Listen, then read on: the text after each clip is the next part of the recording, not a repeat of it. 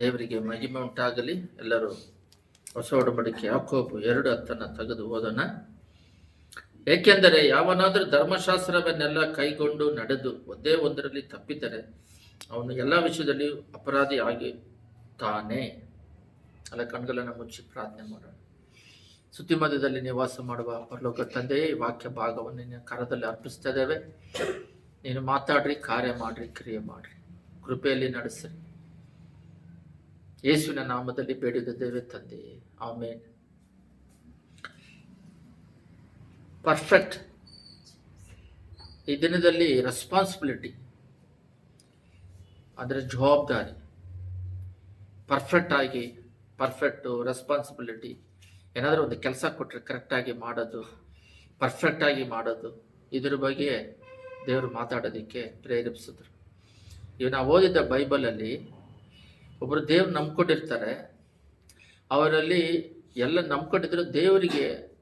ದೇವರಂದ್ರೆ ಸ್ವಭಾವ ಗೊತ್ತಾ ನಿಮಗೆ? ದೇವರಂದ್ರೆ ಸ್ವಭಾವ ಅಷ್ಟೇ. ನೋಡ್ರಿ, ಪರಲೋಕದಲ್ಲಿ 2 ಸಂಭವ. ಮೊದಲನೇ ಸಂಭವ ದೇವರು, ದೇವದೂತರು.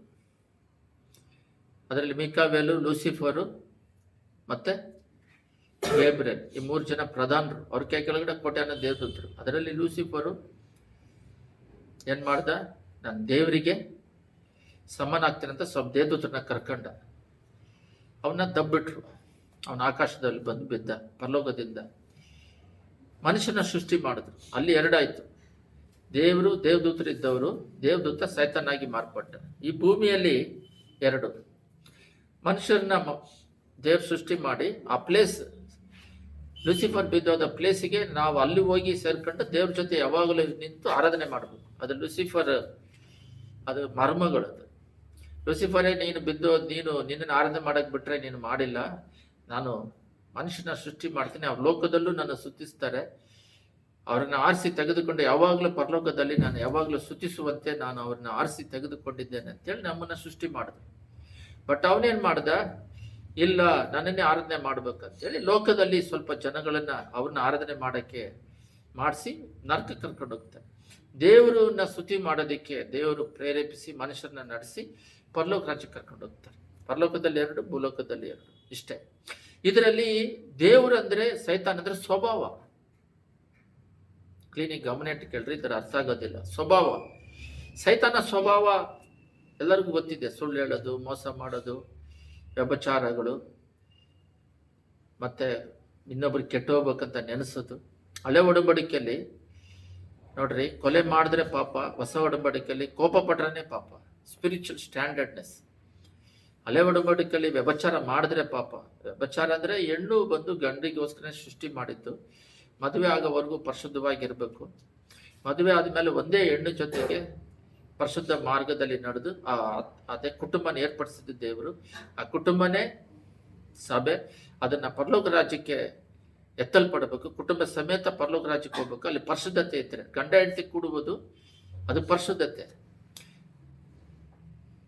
ಅಂದ್ರೆ ಹೆಂಡತಿನ ಬಿಟ್ಟು ಮಾಡುವಂಥದ್ದೆಲ್ಲ ಪಾಪ. ಆ ರೀತಿ ದೇವರು ಸ್ವಭಾವಗಳನ್ನ ಇಟ್ಟಿದ್ದಾರೆ. ಸೈತಾನ ಸ್ವಭಾವ ಇದೆ, ದೇವರ ಸ್ವಭಾವಗಳಿದ್ದಾವೆ. ಒಂದು ಉದಾಹರಣೆಗೆ, ದೇವರ ಸ್ವಭಾವಗಳು ಬಂದು ಎಲ್ಲರಿಗೂ ಗೊತ್ತಿದೆ. ಸಮಾಧಾನ, ಮನಸ್ಸಾಕ್ಷಿ, ಒಳ್ಳೆ ಮನಸ್ಸಾಕ್ಷಿ, ಶುದ್ಧ ಹೃದಯ, ಪರಿಶುದ್ಧತೆ, ನೀತಿ, ಸತ್ಯದಲ್ಲಿ ನಡೆಯೋದು, ಸತ್ಯನೇ ಮಾತಾಡುವುದು, ಇದೆಲ್ಲ. ಇದರಲ್ಲಿ ಇವಾಗ ಮೆಸೇಜ್ ನಾವು ಸ್ಟಾರ್ಟ್ ಮಾಡೋಣ. ಇದರಲ್ಲಿ ಒಂದು ಪಾಯಿಂಟ್ ನಾವು ತಗೊಂಡು ಇವತ್ತು ಧ್ಯಾನಿಸೋಣ. ಅದರಲ್ಲಿ ಏನಂದ್ರೆ, ಯೇಸು ಸ್ವಾಮಿ ಬಂದ್ಬಿಟ್ಟು, ನೀನು ಎಲ್ಲ ದೇವರ ಸ್ವಭಾವ ಎಲ್ಲ ನಿನ್ನಲ್ಲಿದೆ. ವಿಶ್ವಾಸ ಇದೆ, ದೇವ್ರು ನಂಬ್ಕೊಂಡ್ರೆ ಜ್ಞಾನ ಕೊಡ್ತಾರೆ, ಭಯ ಹೋಗುತ್ತೆ. ಭಯ ಸೈತಾನ್ದು, ವಿಶ್ವಾಸ ದೇವ್ರದ್ದು ಆಪೋಸಿಟ್ ವರ್ಡ್. ಭಯಕ್ಕೆ ಆಪೋಸಿಟ್ ವಿಶ್ವಾಸ. ಈ ವಿಶ್ವಾಸ ನಮ್ಮಲ್ಲಿರುತ್ತದೆ. ಭಯಪಡೋ ನರ್ಕಕ್ಕೆ ಹೋಗ್ತಾನೆ ಅಂತ ಪ್ರಕಟಣೆ 21:8 ಈ ರೀತಿ ದೇವರ ಸ್ವಭಾವದಲ್ಲಿದ್ದಾಗ ಒಂದು ಸ್ವಭಾವ ಸೈತಾನ್ದಿದ್ರೆ ನಾವು ದೇವರಲ್ಲಿ ಇಲ್ಲ, ಪರ್ಫೆಕ್ಟ್ನೆಸ್ ಇಲ್ಲ, ಪೂರ್ಣತೆ ಇಲ್ಲ. ಇಲ್ಲಿ ಹೋದ್ರಿ, ಧರ್ಮಶಾಸ್ತ್ರದಿಂದ ತೀರ್ಮಾನಿಸಿ, ಏಕೆಂದರೆ ಯಾವನಾದ್ರೂ ಧರ್ಮಶಾಸ್ತ್ರವನ್ನೆಲ್ಲ ಕೈಗೊಂಡು ನಡೆದು ಒಂದೇ ಒಂದರಲ್ಲಿ ತಪ್ಪಿದರೆ ಅವನು ಎಲ್ಲ ವಿಷಯದಲ್ಲಿ ಅಪರಾಧಿ ಆಗಿರ್ತಾನೆ. ಅದಕ್ಕೆ ಉದಾಹರಣೆ ಬೈಬಲಲ್ಲೇ ಕೊಟ್ಟಿದ್ದಾರೆ. ಕೆಳಗಡೆನೆ 11 ಕೊಟ್ಟಿದ್ದಾರೆ. ಉದಾಹರಣೆ ಏನಂದ್ರೆ, ಅವನು ವ್ಯಭಿಚಾರ ಮಾಡಬಾರದೆಂದು ಹೇಳಿದರೆ, ನರಹತ್ಯೆ ಮಾಡಬಾರದೆಂದು ಹೇಳಿದರು. ಆದ ಕಾರಣ ನೀನು ವ್ಯಭಿಚಾರ ಮಾಡದೆ ಇದ್ದರೂ ನರಹತ್ಯೆ ಮಾಡಿದರೆ ಧರ್ಮ ಪ್ರಮಾಣವನ್ನು ಮೀರಿದವನಾಗಿದ್ದಾನೆ. ಸಿಂಪಲ್ ಆಗಿ ಕೊಟ್ಟಿದ್ದಾರೆ. ಒಂದು ಸಮಯ ನಿನಗೆ ದೇವರ ಸ್ವಭಾವ ಎಲ್ಲ ಇದೆ, ಕೋಪ ಇದೆ. ಒಂದು ಉದಾಹರಣೆಗೆ, ಎಲ್ಲ ಒಂದು ಜಾಗದಲ್ಲಿ ನೀನು ಪ್ರಾರ್ಥನೆ ಮಾಡ್ತೀಯಾ, ಪರಿಶುದ್ಧವಾಗಿದೆಯಾ, ಭಕ್ತಿಯಲ್ಲಿದೆಯಾ, ಎಲ್ಲ ಸ್ವಭಾವ ನಿನ್ನಲ್ಲಿ ಆಳ್ವಳ ಇದೆ. ಒಂದು ಫಂಕ್ಷನಿಗೆ ಹೋದಾಗ ಏನೋ ಒಂದು ಮಿಸ್ಟೇಕ್ ಆಗಿ ಕೋಪ ಬಂದ್ಬಿಟ್ಟು ನೀನು ಕಿರ್ಚಾಡ್ಬಿಡ್ತೀಯ. ಕಿರ್ಚಾಡಿದಾಗ ಅವಾಗ ಏನ್ ಮಾಡ್ಬಿಡ್ತೀಯ, ಅಲ್ಲಿ ಕೋಪದಿಂದ ಏನೋ ಮಾತಾಡೋದು ಮಾಡಿದಾಗ ಅಲ್ಲಿ ಏನಾಗುತ್ತೆ, ಅಲ್ಲಿ ಸಾಕ್ಷಿ ಹೋಗ್ಬಿಡುತ್ತೆ. ಅವಾಗ ಏನಾಗುತ್ತೆ, ಇವಾಗ ಎಲ್ಲ ಸ್ವಭಾವ ನಿನ್ನಲ್ಲಿ ಇದ್ದು ಕೂಡ ಆ ಒಂದು ಸ್ವಭಾವ ಅಲ್ಲಿ ತೋರಿಸ್ಕೊಟ್ಬಿಡ್ತೀವಿ ಎದ್ದು. ಅದಕ್ಕೆ ಎಲ್ಲ ಸ್ವಭಾವನು ನಮ್ಮ ಶರೀರ ಬಿಟ್ಟೆ ತೊಳಗಿ ಬೇರೆ ಸಮೇತ ಕಿತ್ತು ಪೆಟ್ರೋಲ್ ಹಾಕಿ ಸುಟ್ಟಾಕ್ಬಿಟ್ಟು ಬರೀ ದೇವ್ರ ಸ್ವಭಾವದಲ್ಲೇ ನಾವು ಬೆಳೀತಾ ಇರ್ಬೇಕು. ನಾವು ನಮ್ಮ ಕಾಲದಲ್ಲಿ ಒಂದು 25 ವರ್ಷ ಮುಂಚೆ ನಮ್ಮ ಕಾಲದಲ್ಲಿ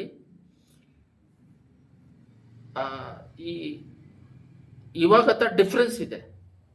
ದೇವ್ರು ನಂಬೋರ ಮಧ್ಯದಲ್ಲಿ, ಸಭೆಗೆ ಬಂದವ್ರನ್ನ ಮಧ್ಯದಲ್ಲಿ ದೇವರ ಸ್ವಭಾವಗಳು ಇರಬೇಕು. ಆ ಸ್ವಭಾವ ಲೋಕಸ್ಥರಲ್ಲಿ ಇರೋದಿಲ್ಲ. ಬಟ್ ಅವಾಗೆಲ್ಲ ಏನಾಗ್ತಿತ್ತಂದ್ರೆ, ಇಷ್ಟು ದೇವರು ಯೇಸು ಸ್ವಾಮಿ ನಮ್ಮ ದೇವರ ಹತ್ರನೂ ಒಳ್ಳೆ ಸ್ವಭಾವಗಳಿತ್ತು.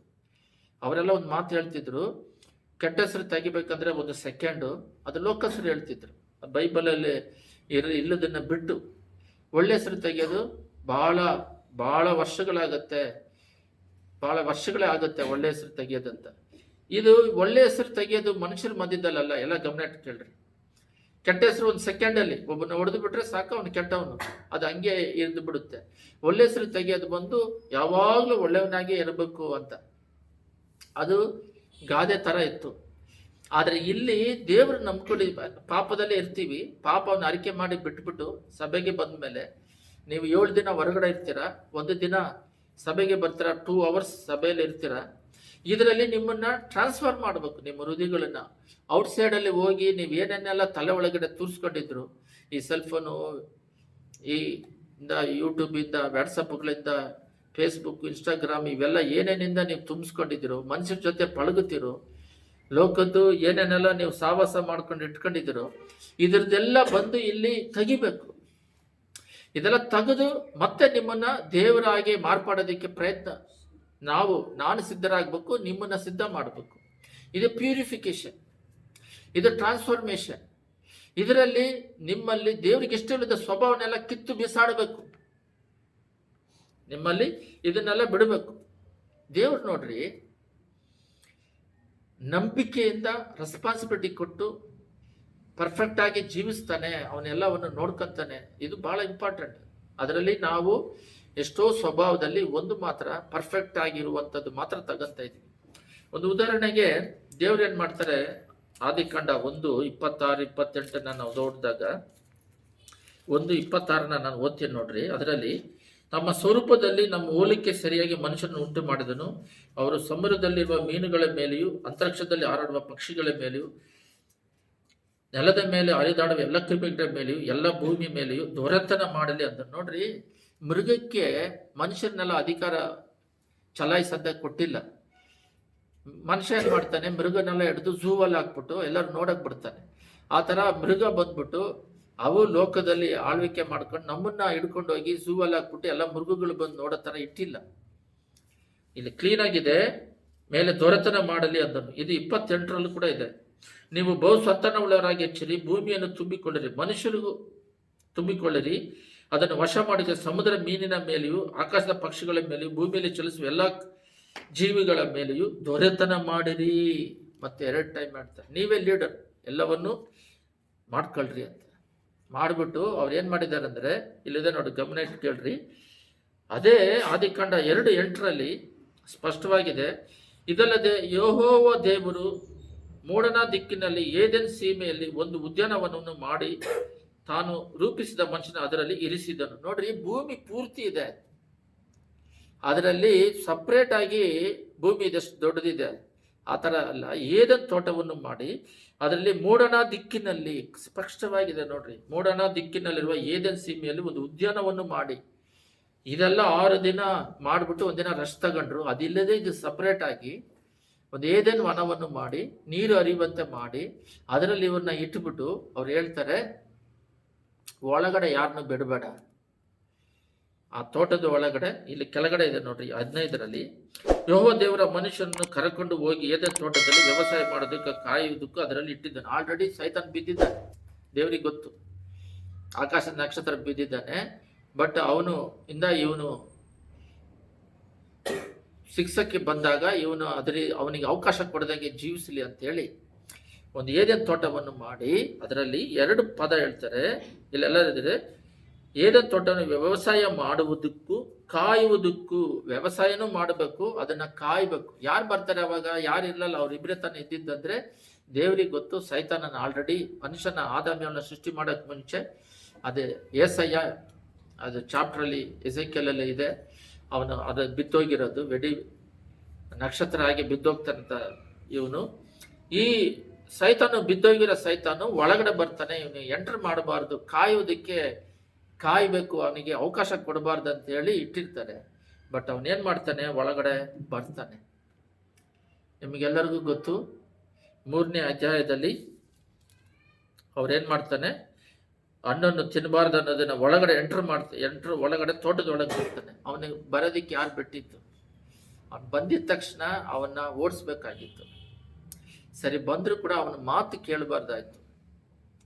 ಅವನ ಮಾತು ಹೇಳೋದನ್ನ ಕೇಳಬೇಕಾಯ್ತು. 2ನೇದು, ಅವನು ದೇವ್ರು ಬಂದು ಯಾಕೆ ಹಿಂಗೆ ಮಾಡಿದೆ ಅಂದರೆ, ನೀನು ಕೊಟ್ಟ ಸ್ತ್ರೀ ಕೊಟ್ಲು ಅಂತೇಳಿ ಅದೇ ತಪ್ಪು ಮಾಡಿದೆ ಅಂತ ಹೇಳ್ತಾ ಇಲ್ಲ, ಅವ್ರ ಮೇಲೆ ತಪ್ಪು ಹೊರಿಸಿದ್ದ. ಈ ರೀತಿ ತಪ್ಪುಗಳು ಪರ್ಫೆಕ್ಟ್ ಆಗಿಲ್ಲದ ಹಾಗೆ, ಕೊಟ್ಟಿರುವ ಜವಾಬ್ದಾರಿಯನ್ನು ಕರೆಕ್ಟಾಗಿ ಮಾಡಿದ ಹಾಗೆ ಎಲ್ಲವನ್ನು ಕೈ ಮೀರಿ ಹೋಗುವಂತ ಅವನು ಮಾಡ್ಕೊಂಡ. ಒಂದು ಉದಾಹರಣೆಗೆ ನಾವು ತೆಗೆದು ಬೈಬಲನ್ನು ಓದುವುದಾದರೆ, ಅದರಲ್ಲಿ ಎಲ್ಲರೂ ತೆಗಿರಿ, ಅದರಲ್ಲೇ ರೋಮರ್ 14:12 ಸ್ಪಷ್ಟವಾಗಿದೆ ನೋಡ್ರಿ. ರೋಮರ್ 14:12 ಏನಿದೆ? ಈಗಿರಲಾಗಿ ನಮ್ಮಲ್ಲಿ ಪ್ರತಿಯೊಬ್ಬನು ತನ್ನ ವಿಷಯವಾಗಿ ದೇವರ ಮುಂದೆ ಉತ್ತರ ಕೊಡಬೇಕಾಗಿದೆ. ದೇವರು ಬೈಬಲ್ನ ಕೊಟ್ಬಿಟ್ಟು ಅವರಿಗೆ ಮಾತಿನಲ್ಲಿ ಹೇಳಿದ್ರು, ಇದನ್ನೆಲ್ಲ ವ್ಯವಸಾಯ ಮಾಡಬೇಕು, ಕಾಯಬೇಕು. ಕಾಯಿದ್ರೆ ಯಾರು ಒಳಗಡೆ, ಅದು ದೊಡ್ಡ ಮೆಸೇಜ್. ಅದು ನಾನು ಶಾರ್ಟ್ ಆಗಿ ಹೇಳ್ತಾ ಇದ್ದೀನಿ, ತೋಟದ್ದು. ಅದರಿಂದ ಯಾರನ್ನು ಕಾಯ್ಬೇಕಂತ ಇಟ್ರು, ಅವನಿಗೆ ಒಂದು ಜವಾಬ್ದಾರಿ ಕೊಟ್ರು. ಆ ಜವಾಬ್ದಾರಿಯನ್ನ ಅವನು ಮಾಡಲಿಲ್ಲ. ಇಲ್ಲಿ ನಮಗೆ ಒಂದು ಬೈಬಲ್ ಅಂತ ಕೊಟ್ಟಿದ್ದಾರೆ, ಒಂದು ಚರ್ಚ್ ಅಂತ ಕೊಟ್ಟಿದ್ದಾರೆ, ಒಂದು ಪಾಸ್ಟರ್ ಅಂತ ಕೊಟ್ಟಿದ್ದಾರೆ. ನಿಮಗೆ ಇವಾಗ ಎಲ್ಲಿ ನೋಡಿದ್ರೆ ಸೆಲ್ಫೋನಲ್ಲಿ ವಾಕ್ಯ ಬರುತ್ತೆ, ಅದನ್ನ ಕೇಳಿ. ಈಗಿರಲಾಗಿ ನಿಮ್ಮಲ್ಲಿ ಪ್ರತಿಯೊಬ್ಬನು ತನ್ನ ವಿಷಯವಾಗಿ, ನಿಮ್ಮ ವಿಷಯಗಳು ಏನೇನಿದೆ ದೇವರ ಮುಂದೆ ಪುತ್ರ ಕೊಡಬೇಕಾಗಿದೆ. ಅಂದ್ರೆ ಪರ್ಫೆಕ್ಟ್ ಆಗಿ ನಿಮಗೆ ಕೊಟ್ಟಿರುವುದು ಪರ್ಫೆಕ್ಟ್ ಆಗಿ ನೀವು ಮಾಡಬೇಕಾಗಿದೆ. ಆದರೆ ನೀವು ಏನ್ ಮಾಡ್ತಿದ್ದೀರಂದ್ರೆ ಅದನ್ನ ಪರ್ಫೆಕ್ಟ್ ಆಗಿ ಮಾಡ್ತಾ ಇಲ್ಲ. ನೀವೇನ್ ಮಾಡ್ತಿದ್ದೀರಂದ್ರೆ ಕಾರ್ಯಗಳನ್ನ ಕರೆಕ್ಟ್ ಆಗಿ ಮಾಡ್ತಾ ಇಲ್ಲ. ಆದಿಕಾಂಡ 2:8 ನಾವು ಓದದಾಗೆ, ಆ ಮೂಡನ ದಿಕ್ಕಿನಲ್ಲಿ ಏದೇನ್ ತೋಟವನ್ನು ಸಪ್ರೇಟ್ ಆಗಿ ಮಾಡಿ ಅವನ್ನ ಎಂಟರ್ ಮಾಡಬೇಡ ಅಂತ ಮಾಡಿದ್ರೆ, ಅವನೇನ್ ಮಾಡ್ತಾನೆ? ಅದ್ರೊಳಗಡೆ ಅವ್ರನ್ನ ಎಂಟರ್ ಮಾಡಿ ತನ್ನನ್ನು ಎಲ್ಲವನ್ನೂ ನಾಶನ ಮಾಡ್ಕೊತಾನೆ. ದೇವರು ಏನಾದರೂ ನಿಮ್ಮ ಕೈಯಲ್ಲಿ ಕೊಟ್ಟು ಇದನ್ನ ಪರ್ಫೆಕ್ಟ್ ಆಗಿ ಮಾಡ್ರಿ ಅಂತ, ಪರ್ಫೆಕ್ಟ್ ಅಂದ್ರೆ ಅವ್ರ ಮಾತು ಕೇಳಿ ನಡೆಯೋದು, ಮಾಡೋದಿಕ್ಕೆ ಕೊಟ್ರೆ ಅದನ್ನ ಕರೆಕ್ಟಾಗಿ ಮಾಡಬೇಕು. ನಿಮಗೆ ಉದಾಹರಣೆಗೆ ಎಷ್ಟೋ ಹೇಳ್ಬೋದು, 1-2-3 ಹೇಳ್ತೀನಿ. ಒಂದು ತಂದೆ ಬಂದ್ಬಿಟ್ಟು ಬಹಳ ಕಷ್ಟಪಟ್ಟು ದುಡ್ಡಿಲ್ಲದೆ ಬಹಳ ಹೋರಾಟದಿಂದ ಯಾವುದೋ ಒಂದು ಅಂಗಡಿ, ಬಟ್ಟೆ ಅಂಗಡಿ ಇಟ್ಕೊಳ್ರಿ, ಆ ಥರ ನಡೆದಿದೆ. ಒಂದು ಏನಾದರೂ ಒಂದು ರೇಷನ್ ಅಂಗಡಿ ಇಟ್ಕೊಳ್ರಿ, ಏನೋ ಒಂದು ಅಂಗಡಿ ಇಟ್ಕೊಳ್ರಿ, ತಗೊಳ್ರಿ. ಇನ್ನು ಬೇರೆ ಅಂಗಡಿ ಕೂಡ ಮನಸ್ಸಿನಲ್ಲಿ ಅನ್ಕೊಳ್ರಿ. ಆದರೆ ಅವರು ಸೈಕಲಲ್ಲಿ ಹೋಗಿ ಗ್ರಾಮಗಳಲ್ಲಿ ಬಟ್ಟೆಗಳನ್ನು ಮಾರಿ ತಗೊಂಬಂದು, ಅದು ನಿಜವಾಗ್ಲೂ ನಡೆದಿರೋ ಘಟನೆ ಭಾಳ ಇದ್ದಾವೆ. ಅದರಲ್ಲಿ ಒಂದು ಹೇಳ್ತೀನಿ, ಪರ್ಫೆಕ್ಟ್ ಬಗ್ಗೆ, ರೆಸ್ಪಾನ್ಸಿಬಿಲಿಟಿ ಬಗ್ಗೆ. ಹೋಗಿ ಎಲ್ಲ ಕಡೆನೂ ಮಾರಿ ತಗೊಂಬಂದು ಸ್ವಲ್ಪ ದುಡ್ಡು ಜೋಡಿಸಿ ಒಂದು ಅಂಗಡಿ ಥರ ಮಾಡಿ, ಅದನ್ನು ದೊಡ್ಡ ಅಂಗಡಿ ಥರ ಮಾಡಿ, ಅವರು ಅದಕ್ಕೆ ಒಳ್ಳೆ ವ್ಯಾಪಾರ ಆಗೋ ಥರ ಮಾಡಿ, ಅವ್ರ ಪೀರಿಯಡ್ ಮುಗಿದ ಮೇಲೆ ಮಕ್ಕಳ ಕೈಯಲ್ಲಿ ಕೊಟ್ಟರು. ಅದಕ್ಕೆ ಉದಾಹರಣೆ ಹೇಳ್ತಾರೆ, ಕೋತಿ ಕೈಯಲ್ಲಿ ಮಾಲೆ ಕೊಟ್ಟಂಗೆ ಅಂತ, ಆಹಾರ ಕೊಟ್ಟಂಗೆ. ಅಂದರೆ ಆ ಆಹಾರ ಬಂದ್ಬಿಟ್ಟು ಒಂದು ರೆಸ್ಪೆಕ್ಟ್ಫುಲ್ಲು, ಯಾರಿಗಾದರೂ ಹಾಕಕ್ಕೆ. ಜನಗಳಿಗೆ ಮದುವೆ ಟೈಮಲ್ಲಿ ಕೂಡ ಹಾಕ್ತಾರೆ. ಒಂದು ರೆಸ್ಪೆಕ್ಟ್ ಕೊಡುವಂಥದ್ದು ಆಹಾರವಾಗಿದೆ, ಒಂದು ಬೊಕ್ಕೆ ಕೊಡೋದು ಆಹಾರವಾಗಿದೆ. ಅಂತ ಕೋತಿಕಾಯಿ ಕೊಟ್ಟರೆ ಅದು ರೆಸ್ಪೆಕ್ಟ್, ಅದಕ್ಕೆ ರೆಸ್ಪೆಕ್ಟ್ ಕೊಡ್ತಾರೆ ಅಂದರೆ ಕಿತ್ತು ಹಾಕ್ಬಿಡುತ್ತೆ, ಅದಕ್ಕೆ ಬೆಲೆ ಗೊತ್ತಿಲ್ಲ. ಆ ಥರ ಅವರಿಗೆ ಅದನ್ನು ಕೊಟ್ಟಿದ ತಕ್ಷಣ ಅವನೇನು ಮಾಡ್ದ ಅಂತ ಹೇಳಿದ್ರೆ ಅದನ್ನು ಕೇರ್ಲೆಸ್ ಆಗಿ ಯಾರಾದರೂ ರೇಷನ್ ಅಂಗಡಿಗೆ ಬಂದರು ಸರಿ, ಬಟ್ಟೆ ಅಂಗಡಿಗೆ ಬಂದರು, ಯಾರಿಗಾದ್ರೂ ಸಾಲ ಕೇಳಿದ್ರೆ ಕೊಟ್ಬಿಡೋದು. ಒಂದು ಹೆಣ್ಮಗು ಬರುತ್ತೆ, ಅಂದವಾಗಿ ಯಾಮಾರಿಸೋದಕ್ಕೆ ಬರುತ್ತೆ, ಆ ರೇಷನ್ ಅಂಗಡಿನೆಲ್ಲ ಕೊಡ್ತೀನಿ ಅಂದ ತಕ್ಷಣ ಅವನು ಆ ಜೊಲ್ ಬಿಟ್ಕೊಂಡು ಎಲ್ಲ ಕೊಟ್ಬಿಟ್ಟು ಆಮೇಲೆ ಲಾಸ್ ಆದಮೇಲೆ ಆ ಹುಡುಗಿ ಪರಾರಿ ಆದಮೇಲೆ ಹೋಯ್ತು. ಕುಡಿದು ಕುಪ್ಪಳಿಸಿ, ಉದಾಹರಣೆಗೆ ಹೇಳ್ತಾ ಇದ್ದೀನಿ, ಕುಡಿದು ಕುಪ್ಪಳಿಸಿ ಫ್ರೆಂಡ್ಸ್ ಜೊತೆಗೆ ಸೇರ್ಕೊಂಡು ಸರಿಗೆ ಅಂಗಡಿನ ಮೇಂಟೈನ್ ಮಾಡ್ದಂಗೆ, ಯಾರೋ ಒಬ್ಬನ ಮೇಂಟೈನ್ ಮಾಡಕ್ಕೆ ಕೊಟ್ಟಾಗ ಅವ್ನ ಜವಾಬ್ದಾರಿ ಇಲ್ಲದಾಗೆ ಮಾಡಿ ಎಲ್ಲ ಹೋಯ್ತು. ಪರ್ಫೆಕ್ಟ್ ಇಲ್ಲ, ರೆಸ್ಪಾನ್ಸಿಬಿಲಿಟಿ ಇಲ್ಲ.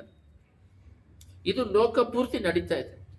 ಯಾರ ಸ್ವಲ್ಪ ಜನ ಮಾತ್ರ ಕೊಟ್ಟಿರುವುದನ್ನು ಜವಾಬ್ದಾರಿಯಾಗಿ ಮಾಡ್ತಾರೆ. ಒಂದು ವಸ್ತು ಕೊಟ್ಟರೆ ಆಗಲಿ, ಮನೆ ಕೊಟ್ಟರೆ ಆಗಲಿ, ಒಂದು ಕೆಲಸ ಕೊಟ್ಟಾಗಲಿ ಅವರಿಗೆ ಪ್ರಮೋಷನ್ ಅನ್ನೋದು ಇರುತ್ತವೆ. ಅಂಥವರು ಈಗ ಕಮ್ಮಿ ಆಗಿದ್ದಾರೆ. ಕೆಲಸದ ಮೇಲೆ ಬಲವಂತ ಮಾಡಲೇಬೇಕಂದ್ರೆ ಕಷ್ಟಪಟ್ಟು ಸಂಬಳ ಬರುತ್ತಂತ ಮಾಡೋರಿದ್ದಾರೆ, ಪ್ರೀತಿಯಿಂದ ಕಷ್ಟದಿಂದ ತನ್ನನ್ನು ಆನಂದದಿಂದ ಮಾಡೋರಿದ್ದಾರೆ.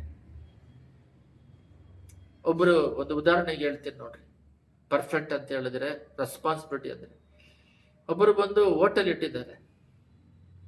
ಇವರು ಜವಾಬ್ದಾರಿ ಇಲ್ಲದೆ ಅಂಗಡಿನ ನಾಶನ ಮಾಡ್ಕೊಂಡವರು, ಒಂದು ಬೆಲೆ ಗೊತ್ತಿಲ್ಲದವರು. ಇನ್ನೊಬ್ಬರು ಬಂದು ರೇಷನ್ ಅಂಗಡಿ ಕೊಟ್ಟಿದ್ದಾರೆ, ಪರ್ಫೆಕ್ಟ್ ಆಗಿ ನಡೆಯುವಂಥವ್ರು. ಅದರ 3ನೇ ಸ್ಟೆಪ್ಪಲ್ಲಿ ನೋಡೋಣ. ಒಂದು ಉದಾಹರಣೆ ಹೇಳ್ತೀನಿ. ಒಂದು ಹೋಟೆಲ್ ಇಟ್ಟಿದ್ದಾರೆ. ಆ ಹೋಟೆಲಲ್ಲಿ ಅವರು ಬೆಳಗ್ಗೆ ಇಲ್ಲ ಮಧ್ಯಾಹ್ನ ಮಾತ್ರ ಅವರು ಅಡುಗೆ ಮಾಡ್ತಾರೆ, ಮತ್ತು ನೈಟಲ್ಲಿ ಮಾಡ್ತಾರೆ. ನೈಟ್ ಅವರು ಬರೋದು 10 ಗಂಟೆಗೆ ಆಗ್ಬಿಡುತ್ತೆ. ಆ ಟೈಮಲ್ಲಿ ಪಾತ್ರೆ ತೊಳೆಯೋದು, ಆ ಟೈಮಲ್ಲಿ ಎಲ್ಲ ತೊಳೆದು ಮುಗಿಸಿ ಮಾಡ್ಕೊಳ್ಳೋಕ್ಕೆ 10 ಗಂಟೆ ಆಗುತ್ತೆ. ಮತ್ತೆ 3 ಗಂಟೆಗೆ ಎದ್ದು ಅದಕ್ಕೆ ಬೇಕಾಗಿರುವ ಎಲ್ಲವನ್ನು ಸಿದ್ಧ ಮಾಡಿ ರೇಷನ್ ಅಂಗಡಿಗೆ ಹೋಗಿ, ಅದು ಬೆಳಿಗ್ಗೆ ಟೈಮೇ ಅವ್ರಿಗೆ ಸಮಯ, ಮಧ್ಯಾಹ್ನ ನೈಟಲ್ಲಿ ಅವ್ರ ಅಂಗಡಿಯಲ್ಲಿ ಇರಬೇಕು. ಅದನ್ನು ಮಾಡ್ತಾ ಇದ್ದಾರೆ. ಅವಾಗ ಯಾರೋ ಒಬ್ಬರು ಫ್ರೆಂಡ್ ಬಂದು, ಅವಾಗ ಕಷ್ಟಪಟ್ಟೆ, ಇಷ್ಟೆಲ್ಲ ಕಷ್ಟಪಟ್ಟು ಇವಾಗ ಮನೆ ಮಾಡ್ಕೊಂಡೆ, ಕಾರ್ ಮಾಡ್ಕೊಂಡೆ, ಮಕ್ಕಳೆಲ್ಲ ಓದಿ ಎಲ್ಲ ಸೆಟ್ಲ್ ಆಗಿದ್ದಾರೆ, ಈಗಲಾದರೂ ನೀನು ರೆಸ್ಟ್ ತಗೋಬೋದಲ್ಲ ಅಂದರೆ, ಇದು ನನ್ನ ಫ್ಯಾಷನ್ ಅಂದರೆ ಫ್ಯಾಷನ್ ಅಲ್ಲ, ಅದು ಅವರು ಒಂದು ಹ್ಯಾಪಿ ಜಾಯ್, ಅದರಲ್ಲಿ ದುಡ್ಡು ಬರುತ್ತೆ ಅನ್ನೋದು. ನೆಕ್ಸ್ಟು ಯಾವುದೇ ಒಂದು ಕೆಲಸವನ್ನು ಮಾಡಬೇಕಾದ್ರೂ ಸಂತೋಷದಿಂದ ಪ್ರೀತಿಯಿಂದ. ನಾನೊಂದು ಹೊಸದಾಗಿ ಮದುವೆ ಆದ ಕುಟುಂಬವನ್ನು ನೋಡಿದೆ, ಫಸ್ಟ್ ಟೈಮ್ ಮದುವೆ ಆದವರು. ಆಗಿದ ತಕ್ಷಣ ಅಪ್ಪ ಬಂದು ಅವರು ಮಿಸ್ಸಸ್ ಬಗ್ಗೆ ಹೇಳಿದ್ರು. ಏನಂದರೆ, ನೋಡ್ರಿ, ನಾನು ದೇವ್ರು ನಂಬ್ಕೊಂಡಿದ್ದಾಗ ನಾನು ಏನೇ ಕೆಲಸ ಮಾಡಿದ್ರು ಸಂತೋಷದಿಂದ ಪ್ರೀತಿಯಿಂದ ಮಾಡ್ತೀನಿ. ನಾನು ಹೆಂಡ್ತಿ ಮನೆ ಕೆಲಸ ಮಾಡೋದಕ್ಕೇ ಕಷ್ಟಪಡುತ್ತೆ, ಆದರೆ ಕಷ್ಟವಾಗಿ ಮಾಡ್ತಾ ಇದ್ದಾರೆ. ಏನಾದರೂ ಜವಾಬ್ದಾರಿ ಕೊಟ್ಟರೆ ಇದು ದೇವ್ರದ್ದು ಅನ್ನೋದು ಆನಂದದಿಂದ ಮಾಡ್ತಾ ಇಲ್ಲ, ಕೊಟ್ಟರು ಜವಾಬ್ದಾರಿಯನ್ನು ಕರೆಕ್ಟಾಗಿ ಮಾಡ್ತಾ ಇಲ್ಲ. ಮನೆ ಶುದ್ಧವಾಗಿಡೋದಾಗಲಿ ಏನಾದರೂ ಮಾಡೋದಾಗಲಿ ಅದನ್ನು ಮಾಡಿ ಮುಗಿಸಿದ ತಕ್ಷಣ ಅದು ಏನೋ ಭಾರವಾಗಿ ಇರೋ ಥರ ಇದೆ. ಆ ಥರ ಮಾಡಿದ್ರೆ ಲೈಫ್ ಚೆನ್ನಾಗಿರೋದಿಲ್ಲ.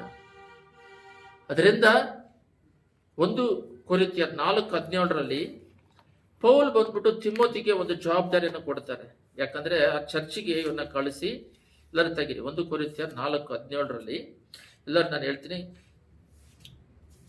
ಈ ನಿಮಿತ್ತದಿಂದ ಕರ್ತನಲ್ಲಿ ನನ್ನ ಮಗನಾದ ತಿಮೋತಿಯನ್ನು, ಅವನ ಸ್ವಂತ ಮಗನಲ್ಲ, ಸಾಕು ಮಗ, ಕರ್ತನಲ್ಲಿ ನನ್ನ ಮಗ ಅಂದರೆ ದೇವರಿಂದ ಬೆಳೆದಿರೋರು, ನಿಮ್ಮ ಬಳಿಗೆ ಕಳಿಸಿಕೊಟ್ಟಿದ್ದೇನೆ. ಅವನು ನನಗೆ ಪ್ರಿಯನು ನಂಬಿಗಸ್ತನು ಆಗಿದ್ದಾನೆ. ನೋಡ್ರಿ, ಅವನು ನನಗೆ ಪ್ರಿಯನು ನಂಬಿಕೆಯಿಂದ ಒಂದು ಸಭೆಯನ್ನು ಕೊಡ್ತಾರೆ. ಆವಾಗಲೇ ಹೇಳಿದ್ನಲ್ಲ, ರೇಷನ್ ಅಂಗಡಿ, ಬಟ್ಟೆ ಅಂಗಡಿ ಅಂತ ಒಂದು ಚರ್ಚ್ನ ಕಷ್ಟಪಟ್ಟು, ಪೌಲ್ ಬಗ್ಗೆ ನಿಮಗೆಲ್ಲರಿಗೂ ಗೊತ್ತು. ಅವರಿಗೆ 5 ಸಲ ಚಾಟಿಯಿಂದ 39 ಚಾಟಿ ಹೊಡಿತಾರೆ, 2 ಸಲ ಕಲ್ಲು ಹೊಡೆದು ಸತ್ತೋದಂತ ಬಿಟ್ಟು ಹೋಗ್ತಾರೆ. ಮತ್ತೆ ದೋಣಿಯಲ್ಲಿ ಭಾಳ ರಾತ್ರಿ ಹಗಲು ಅವರು ಕಳೆದಿದ್ದಾರೆ. ಹೋಗೋ ಜಾಗದಲ್ಲೆಲ್ಲ ಓಡ್ತಾವ್ರಿ, ಶರೀರೆಲ್ಲ ಗಾಯ, ಹಿಂಸೆ.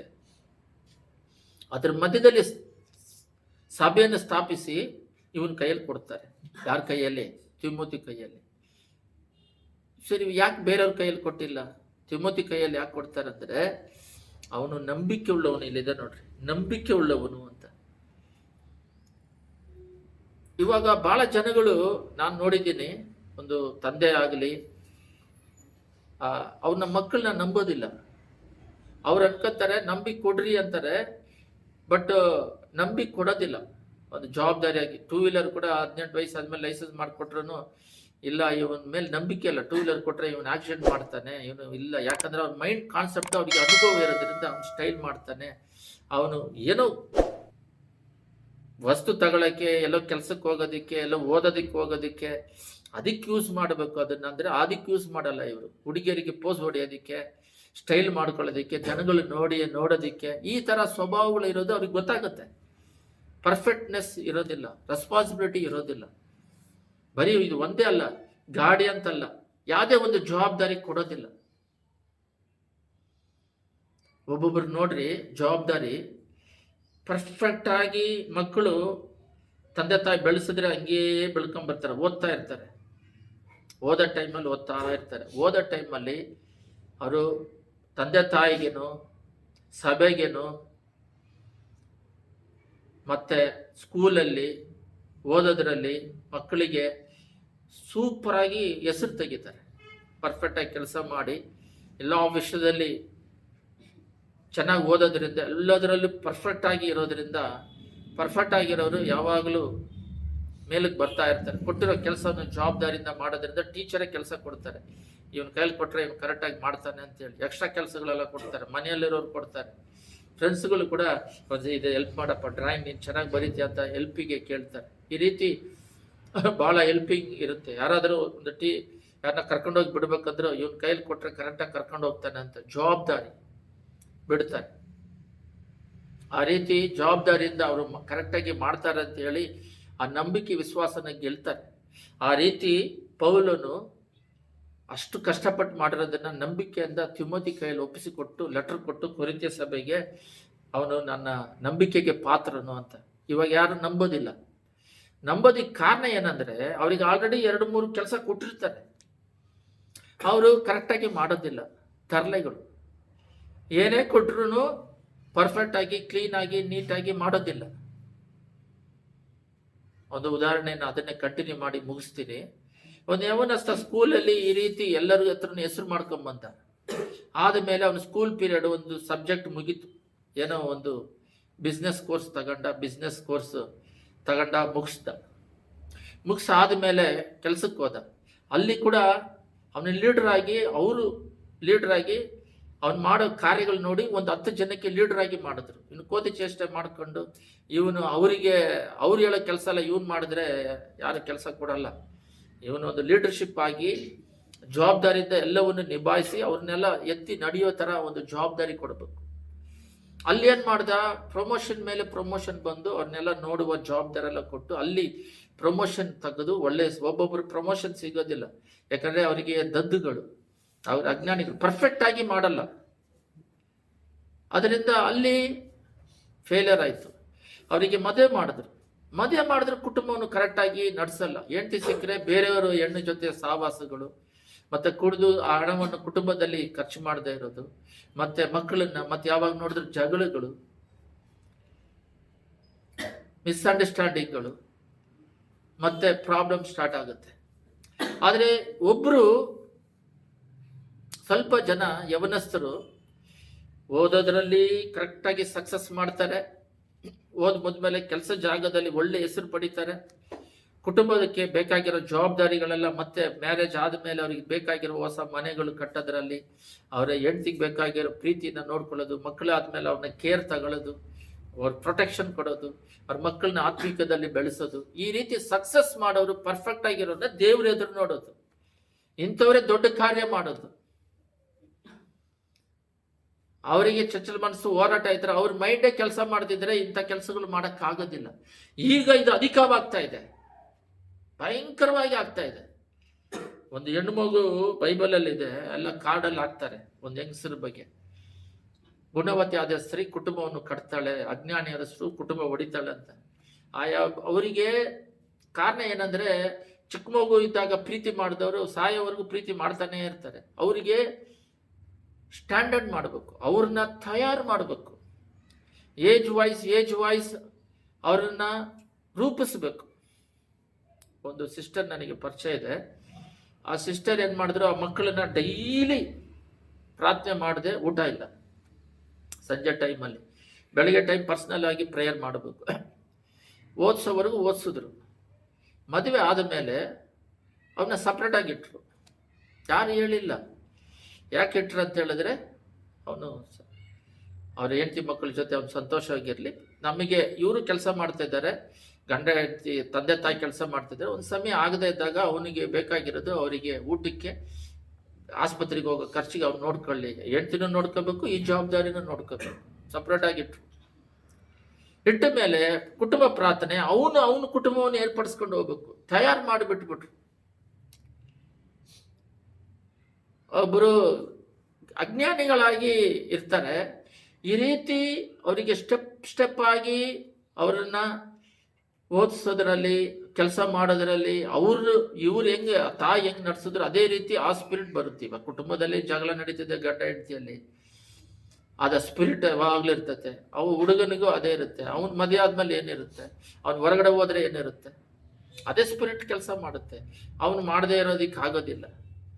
ಇವ್ರು ಬಾಳು ನೋಡಿದ್ರೇನೆ ಅವನು ಆ ಬಾಳನ್ನ ನೋಡೋದಿಕ್ಕಾಗುತ್ತೆ.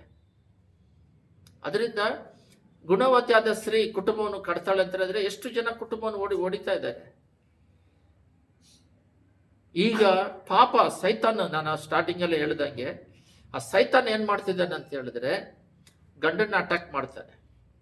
ಕಷ್ಟಪಡುವ ಹಣ ಕುಟುಂಬದಲ್ಲಿ ನಿಲ್ತಾ ಇಲ್ಲ. ಬೇರೆಯವ್ರನ್ನ ನೋಡಿ ವಸ್ತು ಅದಿಲ್ಲ ಇದಿಲ್ಲ ಅಂತ ಬೇರೆಯವ್ರ ನೋಡಿ ತಗೊಂಬಂದು ಇಟ್ಕೊಳ್ಳೋದು. ಸ್ವಂತವಾದ ಜ್ಞಾನ ಇಲ್ಲ. ಅವ್ರ ಸ್ತೋಮತೆಗೆ ಏನ್ ಬೇಕೋ ಅದನ್ನ ನಡ್ಸ್ಕೊಂಡು ಹೋಗ್ತಾರೆ. ದೇವ್ರನ್ನ ಆ ಸಮಯಕ್ಕೆ ಏನ್ ಬೇಕೋ ಅದಕ್ಕೆ ಕೇಳ್ಬೇಕು ಹೊರತು ಬೇರೆಯವ್ರನ್ನ ಹೋಲಿಸಿ ಜೀವನ ಮಾಡಬಾರ್ದು. ವಸ್ತುಗಳಲ್ಲಿ ಎರಡನೇದಾಗಿ ಬೈಬಲಲ್ಲಿ ಇದೆ, ನೀವು ತಪ್ಪಾಗಿ ತಿಳ್ಕೊಬೇಡ್ರಿ. ಸಾಕ್ಷಿಯಾಗಿ ಇಬ್ರಿಯರಲ್ಲಿ 11 ಇದೆ. ನಾನು 98ರಲ್ಲಿ ಪ್ರಸಂಗ ಮಾಡಿದ್ದೀನಿ. ಮೇಘದ ಪಾದೆಯಲ್ಲಿ ಸಾಕ್ಷಿಗಳಿದ್ದಾರೆ, ಅವ್ರನ್ನ ತಗೊಂಡು ಉದಾಹರಣೆಗೆ ತಗೊಂಡು ಅವರ ದಾರಿಯಲ್ಲಿ ಓಡ್ರಿ ಅಂತಿದೆ ಇಬ್ರಿಯರಲ್ಲಿ. ಅದೇ ಇದೆ. ಅಂದ್ರೆ ಬಿದ್ದೋಗಿರೋರನ್ನ ನೋಡೋದಲ್ಲ. ಒಂದು ಫ್ಯಾಮಿಲಿಯಲ್ಲಿ ಯಾವಾಗ ನೋಡಿದ್ರು ದೇವರಲ್ಲಿ ಚೆನ್ನಾಗಿ ಬೆಳೆದಿರೋರನ್ನ ಉದಾಹರಣೆ ತಗಂತ ಬೈಬಲ್ ಹೇಳಿದ್ರೆ, ಇವರು ಅಜ್ಞಾನಿಗಳು ಏನ್ ಮಾಡ್ತಾರೆ, ಬಿದ್ದೋಗಿರೋ ನೋಡೋಣ, ಬಿದ್ದೋಗಿದ್ದ ಸರಿ, ಬಿದ್ದೋಗು, ನಮ್ಮ ಕುಟುಂಬನ ಕೆಟ್ಟೋಗುತ್ತಲ್ಲ. ದೇವರು ಬಂದ್ಬಿಟ್ಟು ನಾನು ಪರಿಶುದ್ಧನಾಗಿರೋದು, ನೀವು ಪರಿಶುದ್ಧರಾಗಿರ್ರಿ. ಲೇವಿ ಕಾಂಡದಲ್ಲಿ ಯಾಕೋಬಲ್ಲಿದೆ, ನಾನು ಪರಿಶುದ್ಧರಾಗಿರೋದ್ರಿಂದ ನೀವು ಪರಿಶುದ್ಧರಾಗಿರ್ರಿ ಅಂತ ಹೇಳಿದ್ದಾರೆ. ಆದ್ರಿಂದ ನಾವು ಅದನ್ನ ಫಾಲೋ ಮಾಡಬೇಕು. ದೇವರಲ್ಲಿ ಬೆಳೆದಿರೋ ಜೊತೆ ಐಕ್ಯತೆ ಇಟ್ಕೋಬೇಕು. ಎಲ್ಲಿ ನೋಡಿದ್ರು ಪರ್ಫೆಕ್ಷನ್, ರೆಸ್ಪಾನ್ಸಿಬಿಲಿಟಿ ಪರ್ಫೆಕ್ಟ್ ಆಗಿ ನಡೀತಾ ಇಲ್ಲ. ಕೊಟ್ಟಿರುವ ಜವಾಬ್ದಾರಿ ರೆಸ್ಪಾನ್ಸಿಬಲ್ ಕೊಟ್ರೆ ಅದನ್ನ ನಡೆಸಲ್ಲ. ಒಬ್ಬನ ಮ್ಯಾನೇಜರ್ ಪೋಸ್ಟ್ ಆಗಿ ಕೊಡ್ತಾರೆ, ಸುಮ್ಮನೆ ಕೊಡ್ತಾರ. CEO ಆಗಿ ಕೊಡ್ತಾರೆ, ಸುಮ್ಮನೆ ಕೊಡ್ತಾರ. ಬರೀ ಓದಿರೋದು ಬೇರೆ, ಟ್ಯಾಲೆಂಟ್ ಬೇರೆ. ಅದು ಲೋಕಕ್ಕೆ. ಸ್ಪಿರಿಚುವಲಿಗೆ ಒಂದು ರೆಸ್ಪಾನ್ಸಿಬಿಲಿಟಿ ಒಬ್ಬರಿಗೆ ಕೊಟ್ರೆ ಅದನ್ನ ಮಾಡಬೇಕು. ಒಂದು ತಂದೆ ತಾಯಿಗಳು ಕೂಲಿ ಕೆಲಸ ಮಾಡಿ ಕಷ್ಟಪಟ್ಟು, ತಾವು ಓದಿಲ್ಲ, ಮಕ್ಕಳಾದ್ರೂ ಓದಲಿ ಅಂತ ಹೇಳ್ಬಿಟ್ಟು ಕಳಿಸ್ತಾರೆ. ಅವರಿಗೆ ಆ ದುಡ್ಡಿನ ಬೆಲೆ ಗೊತ್ತಿಲ್ಲ. ಅವ್ರು ಇಷ್ಟ ಬಂದಂಗೆ ಪಾಪ ಮಾಡೋದಕ್ಕೆ ಹಣ ಯೂಸ್ ಮಾಡ್ತಾರೆ. ಅಲ್ಲೋಗಿ ಓದೋದಿಲ್ಲ, ಕೋತಿ ಚೇಷ್ಟೆ ಮಾಡ್ಕೊಂಡು ಓದಂಗೆ ಬರ್ತಾರೆ. ಅವರಿಗೆ ಫೀಸ್ಗಳು ಇವಾಗ ಜಾಸ್ತಿ ಆಗಿರುತ್ತೆ. ಯಾಕಂದ್ರೆ ಅವರಿಗೆ ಜವಾಬ್ದಾರಿ ಇಲ್ಲ, ಅಜ್ಞಾನಿಗಳು. ಯಾಕಂದ್ರೆ ಆ ರೆಸ್ಪಾನ್ಸಿಬಿಲಿಟಿ ಅನ್ನೋದು ಇರೋದಿಲ್ಲ. ಅವ್ರ ಕೈಯಲ್ಲಿ ಏನು ಕೆಲಸ ಕೊಟ್ರು ಕರೆಕ್ಟಾಗಿ ಮಾಡೋದಿಲ್ಲ. ಅಂಥವ್ರ ಕೈಯಲ್ಲಿ ಯೇಸು ಸ್ವಾಮಿ ಆದಾಮ್ ಯಾವ ಕೈಯಲ್ಲಿ ಕೊಟ್ಟರು ಅವ್ರು ಸರಿಗೆ ಮಾಡಿಲ್ಲ. ಅದಕ್ಕೆ ಅವರೇ ಇಳಿದು ಬಂದು ಅದನ್ನೆಲ್ಲ ಸರಿ ಮಾಡಿ ನಮ್ಮ ಕೈಯಲ್ಲಿ ಕೊಟ್ಟು ಹೋಗಿದ್ದಾರೆ. ಒಂದು ಉದಾಹರಣೆಗೆ ನೋಡ್ರಿ, ನಾವು ಅಪೊಸ್ತಲರನ್ನ ತೆಗೆದು ಓದೋಣ. ಎಲ್ಲರೂ ತೆಗಿರಿ ಅಪೊಸ್ತಲರದ್ದು. ಅದು ಆಮೇಲೆ ಓದೋಣ ಅಪೊಸ್ತಲರದ್ದು. ಅದರಲ್ಲಿ ಗಲಾತ್ಯರ 6:5 ಓದ್ಬಿಟ್ಟು ಅಪೊಸ್ತಲರು ಓದೋಣ. ಗಲಾತ್ಯರ ತೆಗಿರಿ 6:5. ಅದರಲ್ಲಿ ಏನಿದೆ ಅಂದ್ರೆ, ಯಾಕಂದ್ರೆ ಪ್ರತಿಯೊಬ್ಬನು ಸ್ವಂತ ಓರೆಯನ್ನು ಒತ್ತುಕೊಳ್ಳಬೇಕು. ಪ್ರತಿಯೊಬ್ಬನು ಅವನಿಗೆ ಕೊಟ್ಟಿರೋ ಜವಾಬ್ದಾರಿನ ಅವ್ನು ಮಾಡಬೇಕು. ಇನ್ನೊಬ್ಬರು ಹಿಂದೆ ಹೋದ್ರೆ ಆಗಲ್ಲ. ಒಬ್ಬ ಬಂದ್ಬಿಟ್ಟು ಹೆಂಡ್ತಿದೆ, ಮಕ್ಕಳಿದೆ, ಅವ್ರಿಗೆ ಊಟ ಕೊಡ್ಬೇಕು. ಇನ್ನೊಬ್ಬರು ಫ್ಯಾಮಿಲಿಯಲ್ಲಿ ಹೋಗಿ ಅವ್ರ ಫ್ಯಾಮಿಲಿ ಜೊತೆಗೆ ಸೇರ್ಕೊಂಡು ಅವ್ರ ಜೊತೆ ಸುಮ್ಮನೆ ತಿರುಗ್ತಾ ಇದ್ದಾರೆ. ಅವರು ಹುಷಾರಾಗಿದ್ದಾರೆ, ಅವ್ರು ದುಡಿಮೆ ಮಾಡ್ತಾರೆ. ಅವರು ಬಂದು ಮಗ ದುಡಿಮೆ ಮಾಡ್ತಾನೆ, ಅವರ ಸೊಸೆ ದುಡಿಮೆ ಮಾಡುತ್ತೆ. ಅದರಿಂದ ಇವರಿಗೆ ಪೆನ್ಷನ್ ಬರುತ್ತೆ. ಅದರಿಂದ ಅವ್ರ ಕುಟುಂಬ ಸೂಪರ್ ಆಗಿ ನಡೀತಾ ಇದೆ. ಒಬ್ಬ ಹೊಸದಾಗಿ ಮದುವೆ ಆಗಿ ಅವ್ರ ಜೊತೆ ಸೇರ್ಕೊಂಡಿದ್ದಾನೆ. ಅವ್ರ ಫ್ಯಾಮಿಲಿಗೆ ಅದು ನಡೀತಾ ಇದೆ, ಇವ್ರಿಗೆ ಪೆನ್ಷನ್ ಬರುತ್ತೆ. ಬಟ್ ಇವನೋಗಿ ಸೇರ್ಕೊಂಡು ಅವ್ರ ಜೊತೆಗೆ ಸೇರ್ಕೊಂಡು ಇಲ್ಲಿ ಮನೆಯಲ್ಲಿ ಏನು ಇಲ್ಲದೆ ಕಷ್ಟಪಡ್ತಾ ಇದ್ದಾರೆ. ಕಾರಣ ಏನಂದ್ರೆ ಇನ್ನೊಬ್ಬರನ್ನ ಫಾಲೋ ಮಾಡೋದಲ್ಲ, ಇವನಿಗೆ ಕೊಟ್ಟಿರೋ ಜವಾಬ್ದಾರಿ. ಉದಾಹರಣೆಗೆ ನನಗೆ ತಿಳಿದ ಮಟ್ಟಿಗೆ ಒಬ್ಬ ವ್ಯಕ್ತಿಗೆ ಚಿಕ್ಕ ವಯಸ್ಸಿನಲ್ಲಿ ಓದೋದ್ರಲ್ಲಿ ಅವನು ಸಕ್ಸಸ್ ಮಾಡಬೇಕು. ಈಗ ಎಜುಕೇಶನ್ ಲೋಕಕ್ಕೆ ಅವಶ್ಯಕತೆ ಆಗಿದೆ. ಸ್ವಲ್ಪ ಆದ್ರೆ ಎಜುಕೇಶನ್ ಬೇಕಾಗುತ್ತೆ, ಇಲ್ದವರು ಕಷ್ಟ. ಎರಡನೇದು, ಅವನು ಅದಾದ್ಮೇಲೆ ದೇವರಲ್ಲಿ ಸಭೆಯಲ್ಲಿ ಅವನು ಎಲ್ಲ ವಿಷಯದಲ್ಲಿ ಫ್ರಂಟಲ್ಲಿ ಇರಬೇಕಾಗತ್ತೆ. ಫ್ರಂಟಲ್ಲಿ ಇದ್ದು ಸಕ್ಸಸ್ ಮಾಡಬೇಕಾಗಿದೆ. ಕುಟುಂಬದಲ್ಲಿ ತಂದೆ ತಾಯಿಗೆ ವಿಧೇಯನಾಗಿ ಆಕ್ಟಿವ್ನೆಸ್ ಆಗಿ, ಅವರು ಕುಟುಂಬದಲ್ಲಿ ತಂದೆ ತಾಯಿಗೆ ಮೆಚ್ಚುಗೆಯಾಗಿ, ಓಹೋ ಇಷ್ಟು ಜ್ಞಾನ ಎಲ್ಲಿಂದ ಬಂತು ಇವನಿಗೆ, ಇಷ್ಟು ಹಾರ್ಡ್ ವರ್ಕ್ ಮಾಡ್ತಾನಲ್ಲ, ಸೋಂಬೇರಿತನ ಇಲ್ಲದ ಹಾಗೆ, ಎಲ್ಲ ನಮಗೇನೆ ತಪ್ಪು ಮಾಡಿದ್ರೆ ನಮಗೇನೆ ಬೋಧಿಸ್ತಾನಲ್ಲ, ಈ ರೀತಿ ಎಲ್ಲವನ್ನು ಕರೆಕ್ಟಾಗಿ ಮಾಡ್ತಾನಲ್ಲ, ಆ ರೀತಿ ಕುಟುಂಬ ಜವಾಬ್ದಾರಿಯನ್ನು ತಗುವಂಥವರಾಗಿ ಇರಬೇಕು. ಕೆಲಸ ಮಾಡೋ ಜಾಗದಲ್ಲಿ ಅದನ್ನ ಟೇಕ್ ಓವರ್ ಮಾಡಿ ಪ್ರಮೋಷನ್ ಅಲ್ಲಿ ಬೆಳಿಬೇಕು. ಎಲ್ಲದಕ್ಕಿಂತ ದೊಡ್ಡದಾಗಿ ಕುಟುಂಬವನ್ನು ಕೊಟ್ರೆ, ಹೆಂಡತಿ ಮಕ್ಕಳನ್ನು ಕೊಟ್ರೆ ಎಂಡದ ಮುಖ್ಯ, ಸ್ಟಾರ್ಟಿಂಗ್ ಅಲ್ಲ. ಅವರು ಆ ಮಕ್ಕಳನ್ನ ಆತ್ಮಿಕದಲ್ಲಿ ನಡೆಸಿ ಅವನು ಪ್ರಾಣ ಮುಗಿಪು ಎಂಡಲ್ಲಿ ನೋಡಿದ್ರೆ ಆ ಮಕ್ಕಳೆಲ್ಲ ದೇವರಿಗೇನು ಲೋಕಕ್ಕೇನು ಫಲಭರಿತರಾಗಿರ್ತಾರೆ. ಅಂದ್ರೆ ಸುವಾರ್ತೆ ಹೇಳೋರು. ಬ್ಲೆಸ್ಸಿಂಗ್ ಅಂದ್ರೇನೆ ಸುವಾರ್ತೆನೇ ಹೇಳ್ತಿರ್ತಾರೆ. ಎಷ್ಟೋ ಜನಕ್ಕೆ ಬೆಳಕಾಗಿ ಉಪ್ಪಾಗಿ, ಅವರಿಂದನೇ ನಾನು ಪಾಪದಿಂದ ಬಿಡುಗಡೆ ಮಾಡಿದೆ, ವ್ಯಾಧಿ ಬಿಟ್ಟದೆ, ಸುವಾರ್ತೆ ಹೇಳಿದ್ರು. ಸುವಾರ್ತೆ ಹೇಳುವವರಾಗಿ ಫಲಭರಿತರಾಗಿರ್ತಾರೆ. ಇಂಥವ್ರನ್ನೇ ದೇವ್ರು ನಂಬೋದು. ಅದು ನಾನು ಕೂಡ ಈ ಸ್ವಭಾವದಲ್ಲಿ ಇಲ್ಲ, ನಮಗೂ ಈ ಸ್ವಭಾವಗಳಿಲ್ಲ. ಅಭಿಷೇಕ ದೇವರು 97 ದೇವ್ರು ನಂಬಿ ದೀಕ್ಷಾಸ್ಥಾನ, ಫೆಬ್ರವರಿಯಲ್ಲಿ ದೇವ್ರು ನಂಬಿಕೊಂಡು ದೀಕ್ಷಾಸ್ಥಾನ ತಗೊಂಡ್ಮೇಲೆ ಆ ಹೋಲಿ ಸ್ಪಿರಿಟ್ ಬಂದ ಮೇಲೆ ಆ ಜವಾಬ್ದಾರಿಯಲ್ಲಿ ಕೊಟ್ಟರು. ವಿಷನ್ ದರ್ಶನ ಕೊಡ್ತಾರೆ, ಆ ದರ್ಶನವನ್ನು ಪೂರೈಸಬೇಕು. ಪ್ರತಿಯೊಬ್ಬರ ಮೇಲೆ ದೇವರ ಪ್ಲಾನ್ ಇದೆ, ಚಿತ್ತವಿದೆ. ಯೇಸುಸ್ವಾಮಿ ಪ್ರತಿಯೊಬ್ಬರ ಮೇಲೆ ಇರುತ್ತೆ. ದೇವರ ಆರಿಸಿ ತೆಗೆದುಕೊಂಡ್ರೆ, ಕ್ರೈಸ್ತರ ಹೊಟ್ಟೆ ಒಳಗಡೆ ಒಬ್ಬ ಹುಟ್ಟದ ಅಂದ್ರೆ ಅವನ ಮೇಲೆ ಒಂದು ದರ್ಶನ ವಿಷನ್ ಇರುತ್ತೆ. ಯೇಸುಸ್ವಾಮಿ ಮೇಲೆ ಕೂಡ ಅವರು ಸುಮ್ಮನೆ ಬಂದಿಲ್ಲ. 33 ವರ್ಷದಲ್ಲಿ 30 ವರ್ಷ ತಂದೆ ತಾಯಿಗಳಿಗೆ ಇರಬೇಕು, ಕಾರ್ಪೆಂಟರ್ ಕೆಲಸ ಮಾಡಿ ಸಾಕ್ಬೇಕು. ತಂದೆ ಡೆತ್ ಆಗಿದ್ದಾರೆ, ಯಾಕಂದ್ರೆ ಅವರು ಸಿಲ್ಬೆಲ್ ಹಾಕ್ಬೇಕಾದ್ರೆ ತಂದೆ ಇಲ್ಲ, ತಾಯಿ ಮಾತ್ರನೇ ಇದ್ದಿದ್ದು. ಯಾವಾಗಲೂ ಡೆತ್ ಆಗಿದ್ದಾರೆ. ಆದರೆ ಯೇಸುಸ್ವಾಮಿ ಬಂದು 30 ವರ್ಷ ಕಾರ್ಪೆಂಟರ್ ಆಗಿದ್ದು ಮಾರ್ಕಲ್ಲಿದೆ. ಆದರೆ ಅವರು ತಮ್ಮ ತಂಗಿಯನ್ನೆಲ್ಲ ಅವರು ಸಾಕ್ತಾ ಇದ್ದಿದ್ದಾರೆ, ಅಷ್ಟು ಜವಾಬ್ದಾರಿ ಮಾಡಿದ್ದಾರೆ. ಅದಾದ ಮೇಲೆ ಸೇವೆಯಲ್ಲಿ ಯಾರ್ಯಾರಿಗೆಲ್ಲ ಮದುವೆಗೆ ಹೋದ್ರೆ ಫಸ್ಟು ಅಲ್ಲಿ ದ್ರಾಕ್ಷಾರಸ ಇಲ್ದಿದ್ರೆ, ಯಾರಿಗಾದ್ರೂ ಕಣ್ಣೀರು ವ್ಯಾಧಿಗಳಿದ್ರೆ, ದೆವ್ವಗಳ ಕಾಟಗಳಿದ್ರೆ, ಏನಾದರೂ ಆರ್ಥಿಕ ಸಹಾಯಗಳಿದ್ರೆ, ಹಣದ ಸಹಾಯ ಇದ್ದರೆ ಎಲ್ಲವನ್ನು ಮಾಡಿಕೊಂಡು ಲೋಕಕ್ಕೆ ಬೆಳಕಾಗಿ ಉಪ್ಪಾಗಿ ಅವ್ರು ಕೊಟ್ಟಿರೋ ಜವಾಬ್ದಾರಿ ಮಾಡಿ, ಹಳೆ ಪಾಪಗಳು ನಾವೇನೇನು ಮಾಡಿದ್ವು ಅದು ಸಿಲುಬೆಯಲ್ಲಿ ರಕ್ತ ಸುರಿಸಿ ಪ್ರಾಣ ಕೊಟ್ಟು ತ್ಯಾಗ ಮಾಡಿದ್ದಾರೆ. ಎಲ್ಲದಕ್ಕಿಂತ ದೊಡ್ಡದಾಗಿ ಇಡೀ ಪ್ರಪಂಚದಲ್ಲಿ ಸತ್ತಿ 3ನೇ ದಿನ ಎದ್ದಿಲ್ಲ ಯಾರು ಎದ್ದಳಕ್ಕಾಗಲ್ಲ, ಅವ್ರವ್ರು ಎದ್ದಳಕ್ಕಾಗಲ್ಲ. 3 ದಿನ ಎದ್ದು ಆ ಸಮಾಧಿ ಈಗಲೂ ತೆರೆಯಲ್ಪಟ್ಟಿದೆ. 40 ದಿನ ಅವರು ಶಿಷ್ಯರ ಜೊತೆ ಮಾತಾಡ್ಕೊಂಡು ಅವ್ರನ್ನ ಬಲಪಡಿಸ್ಕೊಂಡು ಈಗ ಪರಲೋಕ ರಾಜ್ಯಕ್ಕೆ ಹೋಗ್ಬೇಕಾದ್ರೆ ಎಲ್ಲ ನೋಡುವ ರೀತಿಯಲ್ಲಿ ಹೋದ್ರು. ಯಾಕಂದ್ರೆ ಅಪೊಸ್ತಲರಲ್ಲಿದೆ ನೋಡ್ರಿ. ಯಾಕಂತ ಹೇಳಿದ್ರೆ ಅವ್ರು ಕೊಟ್ಟಿರೋ ಜವಾಬ್ದಾರಿಯನ್ನು ಸಿಲುಬೆಯಲ್ಲಿ ಹೇಳ್ತಾರೆ, ಮುಗೀತು, ತೀರಿತು, ನನ್ನ ಆತ್ಮನಿನ ಕರೆದಲ್ಲಿ ಒಪ್ಪಿಸ್ತೀನಿ. ಕೊಟ್ಟಿರೋ ಕೆಲಸವನ್ನು ಕರೆಕ್ಟಾಗಿ ಮಾಡಿ ಮುಗಿಸ್ದೆ. ಸಿಲುಬೆಯಲ್ಲಿ ಮರಣ ಒಂದು ಜವಾಬ್ದಾರಿ. ಆದ ಮಾಡಿದ ಪಾಪದಿಂದ ಪಾಪ ಬಂತು, ಇವರ ರಕ್ತದಿಂದ ಸೈತಾನಿಗೆ ನಮ್ಮ ಪಾಪಗಳು, ಹಳೆ ಪಾಪ ಎಲ್ಲ ತೊಳೆಯಲ್ಪಟ್ಟು ದೇವರ ಮಕ್ಕಳಾಗುವ ಅಧಿಕಾರ ಕೊಟ್ಟಿದ್ದಾರೆ. ಅಪ್ಪ ತಂದೆ ಅಂತ ಕೂಗುವ ಅಧಿಕಾರ ಕೊಟ್ಟಿದ್ದಾರೆ. ಅದರಿಂದ ಅವರ ರಕ್ತದಿಂದ ನಮ್ಮ ಪಾಪಗಳು ತೊಳೆಯಲ್ಪಟ್ಟು ಸೇರಿಸ್ಕೊಂಡು ಕೊಟ್ಟಿರೋ ಜವಾಬ್ದಾರಿ ಮಾಡಿ ಮುಗಿಸಿದ್ರು. ಪೌಲಿ ಕೊಟ್ಟಿರೋ ಜವಾಬ್ದಾರಿ ಮಾಡಿ ಮುಗಿಸಿದ್ರು. ಇಲ್ಲಿದೆ ನೋಡ್ರಿ, ಅವ್ರವ್ರ ಮೇಲಿಟ್ಟಿರುವ ಜವಾಬ್ದಾರಿ ಅವರು ಮಾಡಬೇಕು. ಪ್ರತಿಯೊಬ್ಬರು ಸ್ವಂತ ಓರೆಯನ್ನು ಹೊತ್ತುಕೊಳ್ಳಬೇಕು.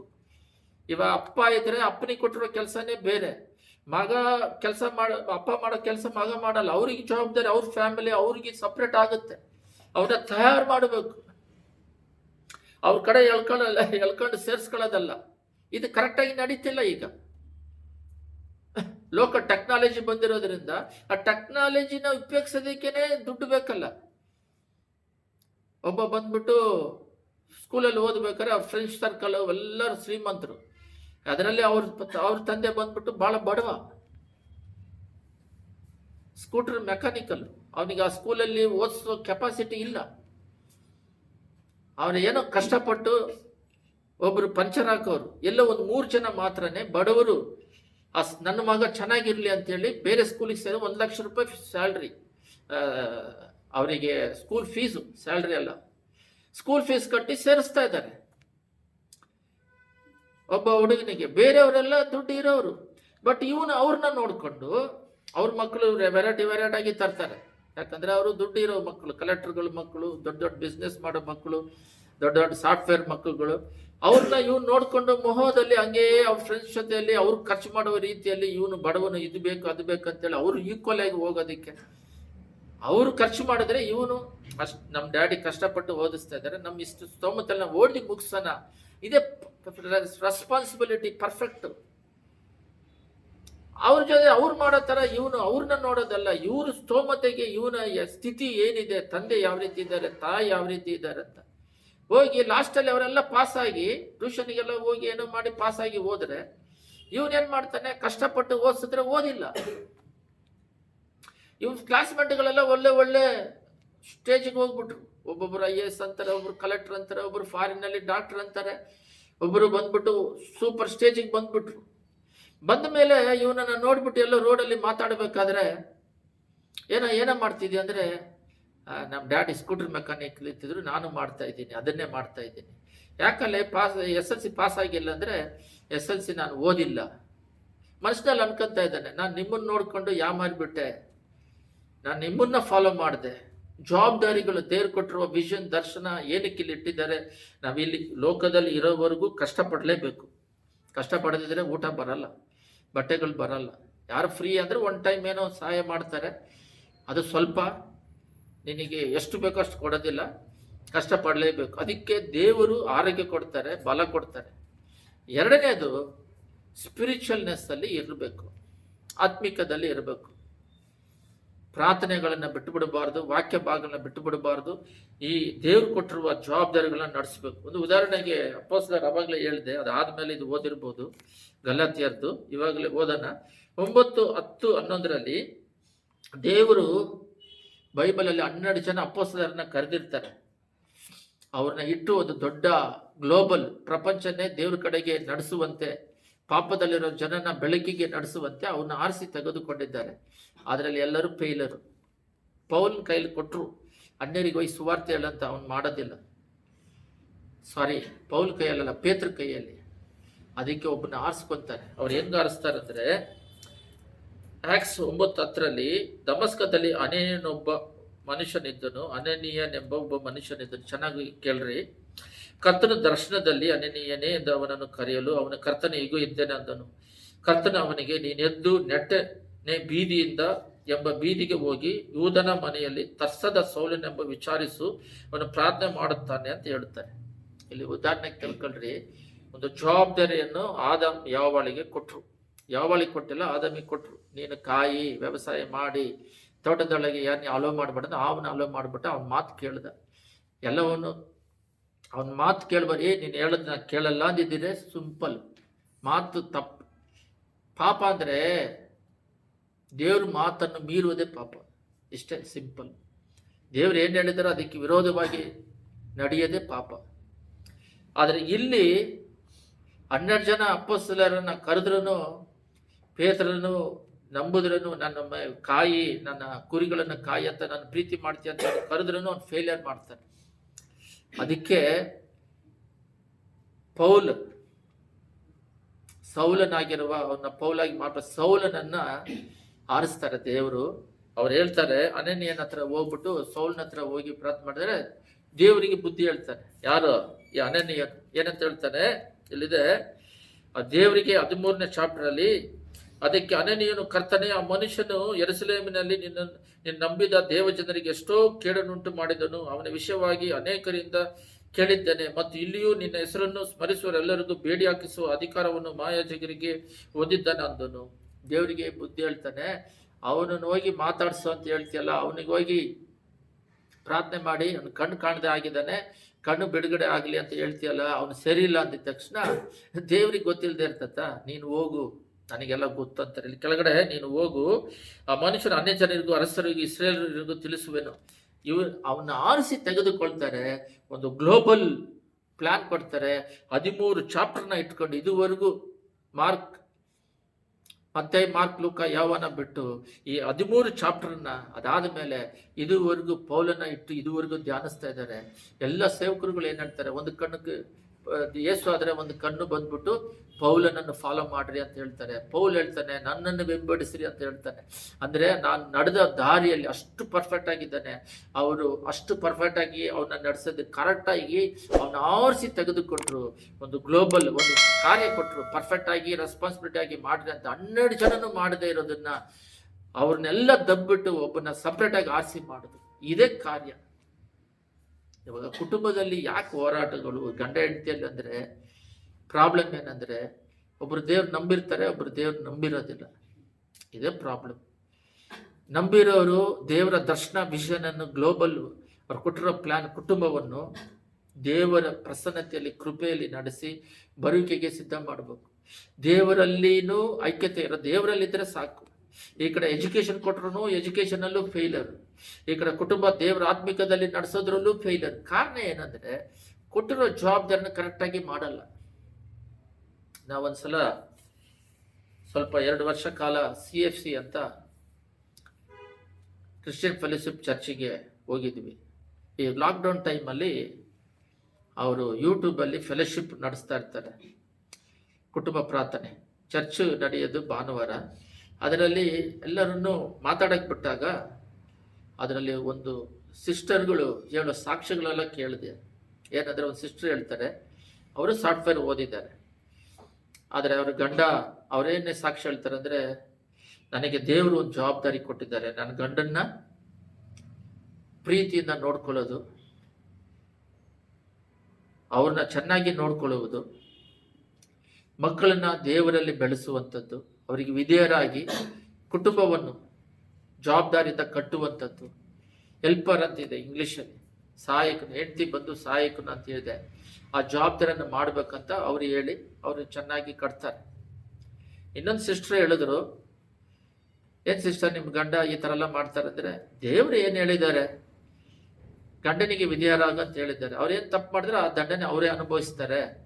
ನಮ್ಮ ಕೆಲಸ ನಾವು ಮಾಡ್ತೀವಿ, ಪ್ರೇಯರ್ ಮಾಡೋಣ, ಅವರು ದೇವ್ರು ಅವ್ರನ್ನ ಬದಲಾಯಿಸಲಿ, ಅವರು ದೇವ್ರು ಹೇಳ್ದಂಗೆ ನಡೀಲಿ. ಅವ್ರ ಗಂಡ ಸರಿ ಇಲ್ಲದೆ ಹೋದ್ರೂ ದೇವ್ರನ್ನ ನಾವು ಫಾಲೋ ಮಾಡ್ತೀವಿ, ಪ್ರೇಯರ್ ಮಾಡೋಣ ಅಂತ ಹೇಳ್ತಾರೆ. ಅಂದರೆ ಪರ್ಫೆಕ್ಟ್ ಆಗಿ ದೇವರ ಮಾತಿಗೆ ಬೆಲೆ ಕೊಟ್ಟು ದೇವ್ರು ಹೆಂಗೆ ಹೇಳಿದಾರೋ ಆ ರೀತಿ ನಡೆದು ಜೀವನ ಯಾತ್ರೆಯನ್ನು ಮುಗಿಸೋದಕ್ಕೆ ಒಪ್ಪಿಸಿದ್ದಾರೆ. ಇನ್ನೊಂದು ಸಿಸ್ಟರ್ ಹೇಳ್ತಾರೆ, ಅದರಲ್ಲಿ ಅಕ್ಕದ ಪಕ್ಕದಲ್ಲಿ ಹೆಸರು ಮಾಡಬೇಕು, ನಾವು ಇಂಥವ್ರಂತ ಗೊತ್ತಾಗ್ಬೇಕಂತಲ್ಲ, ಎಲ್ಲರೂ ಪರಿಚಯ ಇದ್ದಾರೆ, ಬಟ್ ದೇವ್ರು ಪರಿಚಯ ಇಲ್ದಿದ್ರೆ ಏನು ಪ್ರಯೋಜನ? ಅದರಿಂದ ಅಕ್ಕದ ಪಕ್ಕದಲ್ಲಿರೋರು ನಾವು ಅವ್ರನ್ನ ಪ್ರೀತಿ ಮಾಡ್ತೀವಿ, ದೇವರು ಒಬ್ರು ನಮ್ಮ ಜೊತೆಯಲ್ಲಿದ್ದರೆ ಸಾಕು. ಅವರು ನಮಗೆ ದೇವ್ರಿಗೆ ಗೊತ್ತು, ದೇವರಿಗೆ ನಮಗೆ ಗೊತ್ತಾ, ದೇವ್ರು ನಮ್ಮನ್ನ ಕೃಪೆ ಪ್ರೀತಿ ಹೆಚ್ಚಾಗಿ ಮಾಡುವಂತೆ ದೇವ್ರನ್ನ ಮೆಚ್ಚಿಸುವ ರೀತಿಯಲ್ಲಿ ನಾನು ಜೀವನ ಮಾಡ್ತಾ ಇದ್ದೀನಿ, ದೇವರನ್ನು ತೃಪ್ತಿಪಡಿಸುವ ಜೀವನ ನಡೆಸ್ತಾ ಇದ್ದೀನಿ ಅಂತ. ಅವರು ಒಂದು ಮೀಡಿಯಂ ಫ್ಯಾಮಿಲಿ ಅವರು. ಆದರೆ ಬೇರೆಯವರು ಕೋಟಿಗಟ್ಟಲೆ ಇರೋರನ್ನ ನೋಡಿಕೊಂಡು ಯಾಮಾರಿ ಹೋಗ್ತಾ ಇಲ್ಲ. ಕೊಟ್ಟಿರೋದನ್ನ ಪರ್ಫೆಕ್ಟ್ ಆಗಿ ರೆಸ್ಪಾನ್ಸಿಬಿಲಿಟಿ ಆಗಿ ನಮಗೇನು ಕೊಟ್ಟಿದ್ದಾರೆ ದೇವರ ಐಕ್ಯತೆಯನ್ನು ಬಿಟ್ಬಿಡಬಾರ್ದು. ದೇವರು ಮೆಚ್ಚುಗೆಯಾಗಿ ಜೀವಿಸಬೇಕು. ದೇವರು ಅಲ್ಲಿ ನಮ್ಮ ಮನೆ ಒಳಗಡೆ ಪ್ರಸನ್ನತೆ ಇರಬೇಕು, ಸಮಾಧಾನ ಇರಬೇಕು. ಈ ರೀತಿ ಕೊಟ್ಟಿರೋ ಜವಾಬ್ದಾರಿಯನ್ನು ಕರೆಕ್ಟಾಗಿ ಮಾಡಬೇಕು. ನೋಡ್ರಿ, ಆದಾಮ್ ಯಾವಳಿಗೆ ಕೊಟ್ಟರು, ಸಕ್ಸಸ್ ಮಾಡಿಲ್ಲ. ಎಲ್ಲ ಗಮನ ಇಟ್ಟು ಕೇಳ್ರಿ, ಮಾಡಿಲ್ಲ. ಆದಾಮಿಗೆ ಕೊಟ್ಟರು, ಮಾಡಿಲ್ಲ. ಎರಡನೇದು ನೋವ ಮಾಡಿದ್ರು, ಅವನಿಗೊಂದು ವಿಷನ್ ಕೊಟ್ಟರು, ಬೋಟ್ ರೆಡಿ ಮಾಡು, ನಿನ್ನ ಕುಟುಂಬವನ್ನು ಕಾಪಾಡ್ಕೊ, ಮಳೆ ಬರುತ್ತೆ ಅಂದರೆ ಅವ್ರು ಕರೆಕ್ಟಾಗಿ ಮಾಡಿದ, ಬೋಟ್ ಎಲ್ಲ ರೆಡಿ ಮಾಡಿದ್ರು. ಅವ್ರ ಕುಟುಂಬಕ್ಕೆ ಆ ದರ್ಶನವನ್ನು ಅವ್ರ ಹೆಂಡತಿ ಮಕ್ಕಳಿಗೆ. ದೇವ್ರು ಯಾವಾಗಲೂ ನೋಡ್ರಿ ಗಂಡನ ಹತ್ರನೇ ಮಾತಾಡೋದು. ಯಾರ ಹತ್ರ ವಿಷನ್ ಇದೆ ಅವ್ರ ಹತ್ರ ಮಾತಾಡ್ತಾರೆ. ಅವ್ರು ಹೋಗಿ ಅವ್ರಿಗೆ ಹೇಳ್ಬೇಕು, ಗಂಡ ಅಂತಲ್ಲ, ಮೇರಿಗೆ ಹೇಳ್ತಾರೆ, ಅವ್ರು ಹೋಗಿ ಜೋಸಫಿಗೆ ಹೇಳ್ಬೇಕು, ಈ ಥರ ದೇವರು ಪರಿಶುದ್ಧಾತ್ಮದಿಂದ ಗರ್ಭವತಿ ಆಗ್ತಂತೆ ಹೇಳಿದ್ದಾರೆ ಅಂತ ಹೇಳ್ಬೇಕು. ಆ ರೀತಿಯಾಗಿ ದೇವ್ರು ಯಾರ ಹತ್ರ ಮಾತಾಡಬೇಕು ಅವ್ರ ಹತ್ರ ಅವ್ರು ಆ ದರ್ಶನವನ್ನು ಅವ್ರಿಗೆ ಕೊಟ್ಟು ಅವ್ರನ್ನ ನಡೆಸ್ಬೇಕು. ನೋವನ್ನು ಆ ರೀತಿ ಮಾಡ್ತಾರೆ. ಈಗ ಪರ್ಫೆಕ್ಟ್ನೆಸ್ ಇಲ್ಲದೆ ಇರೋದ್ರಿಂದ ಒಬ್ರು ಮಾತ್ರ ಇರುತ್ತೆ. ಇವಾಗ ಚರ್ಚ್ ಇದೆ, ಚರ್ಚಲ್ಲಿ ಸ್ಟೂಲ್ ಹಾಕೋದು, ಸಿಸ್ಟಮೆಟಿಕ್ಕು, ಕಾರುಗಳು ಬರ್ತವೆ, ವೇಗದು ಎಲ್ಲ ಸಿಸ್ಟಮೆಟಿಕ್ ಆಗಿ ನಡಿಬೇಕಂದ್ರೆ ಅದು ಕರೆಕ್ಟಾಗಿ ಎಲ್ಲನೂ ಅಂದ ಚಂದವಾಗಿ ಇದ್ದು ನಡೆಸಿದ್ರೇನೆ ಅದು ಕ್ಲೀನಾಗಿ ನಡ್ಕೊಂಡು ಹೋಗ್ತಾ ಇರುತ್ತೆ. ಈ ಲೋಕ ಯಾತ್ರೆ ಮುಗಿಸ್ಕೊಂಡು ಹೋಗ್ತಾ ಇರುತ್ತೆ. ಅದರಲ್ಲಿ ಸೆಂಟ್ರಲ್ಲಿ ಪ್ರಸಂಗ ಮಾಡಬೇಕಾದ್ರೆ ಒಬ್ಬರು ಏನೋ ಒಂದು ಮಿಸ್ಟೇಕ್ ಆಗೋದು, ಏನೋ ಊಟದ ಮಾಡ್ಬೇಕಾದ್ರೆ ಅಲ್ಲಿ ಏನೋ ಮಿಸ್ಟೇಕ್ ಆಗೋದು, ಇದು ತಲೆನೋವುಗಳಿದ್ರೆ ಅಲ್ಲಿ ಸಿಸ್ಟಮೆಟಿಕ್ ಅನ್ನೋದು ಇರೋದಿಲ್ಲ. ಇಲ್ಲಂತಲ್ಲ, ಕಂಪನಿಯಲ್ಲಾಗಲಿ ಓದೋದ್ರಲ್ಲಿ ಎಲ್ಲದರಲ್ಲೂ ಒಂದು ಡಿಸಿಪ್ಲೈನ್ ಅನ್ನೋದು ಒಂದು ಇರಬೇಕು, ರೆಸ್ಪಾನ್ಸಿಬಿಲಿಟಿ. 12 ಜನ ಅಪೊಸ್ತಲರು ಮಾಡದೇ ಇರೋ ಕಾರ್ಯವನ್ನು ಸೌಲನ್ನು ಆರಿಸಿಕೊಂಡು ಪೌಲಾಗಿ ಮಾರ್ಪಡಿಸಿ ಅವ್ರನ್ನ ಇಟ್ಟು ಸಕ್ಸಸ್ ಮಾಡಿ ಮುಗಿಸಿದ್ರು. ಈ ಪೌಲನು ಕಡೆದಾಗಿ 1-2 ವಾಕ್ಯವನ್ನು ಧ್ಯಾನಿಸಿ ಪ್ರಾರ್ಥನೆ ಮಾಡೋಣ. ಪೌಲ್ ಹೇಳ್ತಾರೆ, ನಾನು ಒಳ್ಳೆ ಹೋರಾಟವನ್ನು ಹೋರಾಡಿದೆ, ವಿಶ್ವಾಸವನ್ನು ಕಾದುಕೊಂಡೆ, ನನಗೆ ಹೋಗಿ ಪರಲೋಕದಲ್ಲಿ ಕಿರೀಟ ಇಡಲ್ಪಟ್ಟಿದೆ.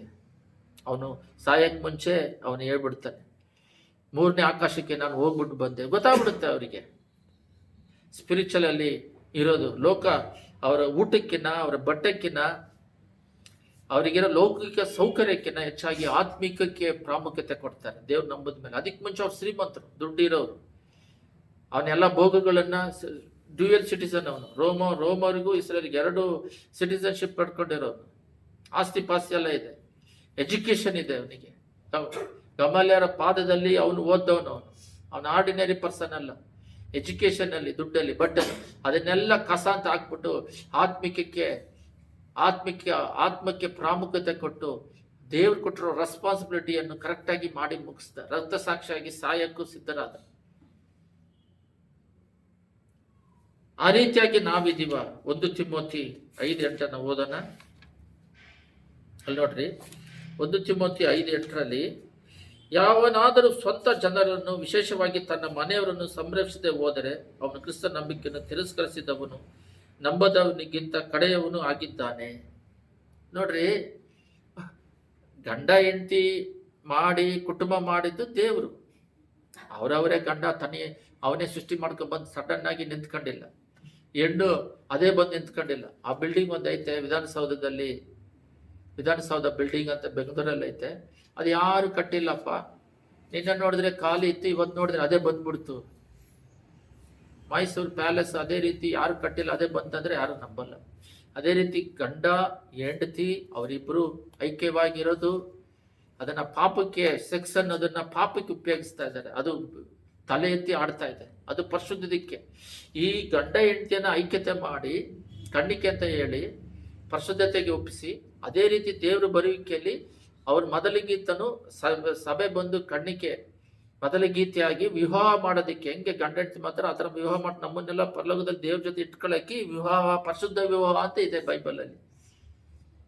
ಅದನ್ನೆಲ್ಲ ಸೈತಾನ್ ಪಾಪ ಮಾಡಿಟ್ಬಿಟ್ರು. ಈ ಕುಟುಂಬವನ್ನು ನಡೆಸದೇ ಇರೋರು, ಹೆಂಡತಿ ಕೈಯಲ್ಲಿ ಕೊಟ್ಟಿರೋದನ್ನು ಅವ್ರು ಕರೆಕ್ಟಾಗಿ ಮಾಡಬೇಕು, ಅವ್ರ ಪಾರ್ಟಿ ಏನಿದೆ ಅದು ಮಾಡಬೇಕು, ಗಂಡನ ಪಾರ್ಟಿ ಏನಿದೆ ಅದು ಮಾಡಬೇಕು, ಮಕ್ಕಳ ಪಾರ್ಟಿ ಏನಿದೆ ಮಕ್ಕಳು ಮಾಡಬೇಕು. ಗಂಡನ ಪಾರ್ಟ್ ಕಷ್ಟಪಟ್ಟು ದುಡಿಮೆ ಮಾಡಿ ಅವರು ಹೆಂಡತಿನ ಪ್ರೀತಿ ಮಾಡಬೇಕು, ಮಕ್ಕಳನ್ನ ಪ್ರೀತಿ ಮಾಡಬೇಕು. ಹೆಂಡತಿ ಆದವಳು ಗಂಡನಿಗೆ ವಿಧೇಯರಾಗಬೇಕು, ಮಾತು ಕೇಳಿ ಕುಟುಂಬವನ್ನು ದೇವರಲ್ಲಿ ಕಟ್ಟಬೇಕು. ಮಕ್ಕಳನ್ನವರು ದೇವರಲ್ಲಿ ತಂದೆ ತಾಯಿ ಮಾತನ್ನು ಕೇಳಬೇಕು. ಸುಮ್ಮನೆ ತಂದೆ ತಾಯಿ ಹೇಳೋದನ್ನೆಲ್ಲ ಕೇಳೋದಲ್ಲ. ಎಫೆಸರಲ್ಲಿದೆ, ಅದರಲ್ಲಿ ದೇವರಲ್ಲಿ ತಂದೆ ತಾಯಿಗೆ ವಿಧೇಯರಾಗಬೇಕು. ಈ ರೀತಿ ಕುಟುಂಬವನ್ನು ಕಟ್ಟಿ ಎಬ್ಬಿಸ್ಬೇಕು. ಇದಕ್ಕೇನೆ ಇದು ಲೋಕದ ಕೆಲಸ ಮಾಡೋದು. ಏನಕ್ಕಂದ್ರೆ ಕುಟುಂಬ ಅವಶ್ಯಕತೆಗಳು, ಊಟದ್ದು ಬಟ್ಟೆದು, ಈ ಅವಶ್ಯಕತೆಗಳಿಗೆ ಮಾಡಿ, ಆದರೆ ಸ್ಪಿರಿಚುವಲ್ ಮೊದಲನೇ ಸ್ಥಾನದಲ್ಲಿ ಇರಬೇಕು. ಇದರಿಂದ ಬೆಳೆದು ಪರಲೋಕ ರಾಜ್ಯಕ್ಕೆ ಹೋಗ್ಬೇಕು.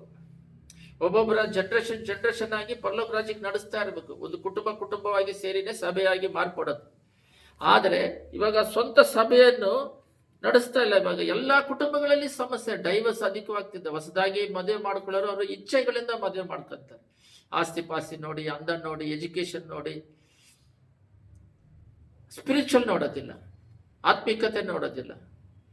ಅಲ್ಲಿ ಇಲ್ಲೇ ಇಲ್ಲ. ವೆಯ್ಟ್ಗಳೆಲ್ಲ ನೋಡಿ ಮಾಡಿ ಅವ್ರ ಸ್ವಭಾವಗಳು ಸೇರಿರೋದಿಲ್ಲ, ಒದ್ದಾಡ್ತಾ ಇರ್ತಾರೆ.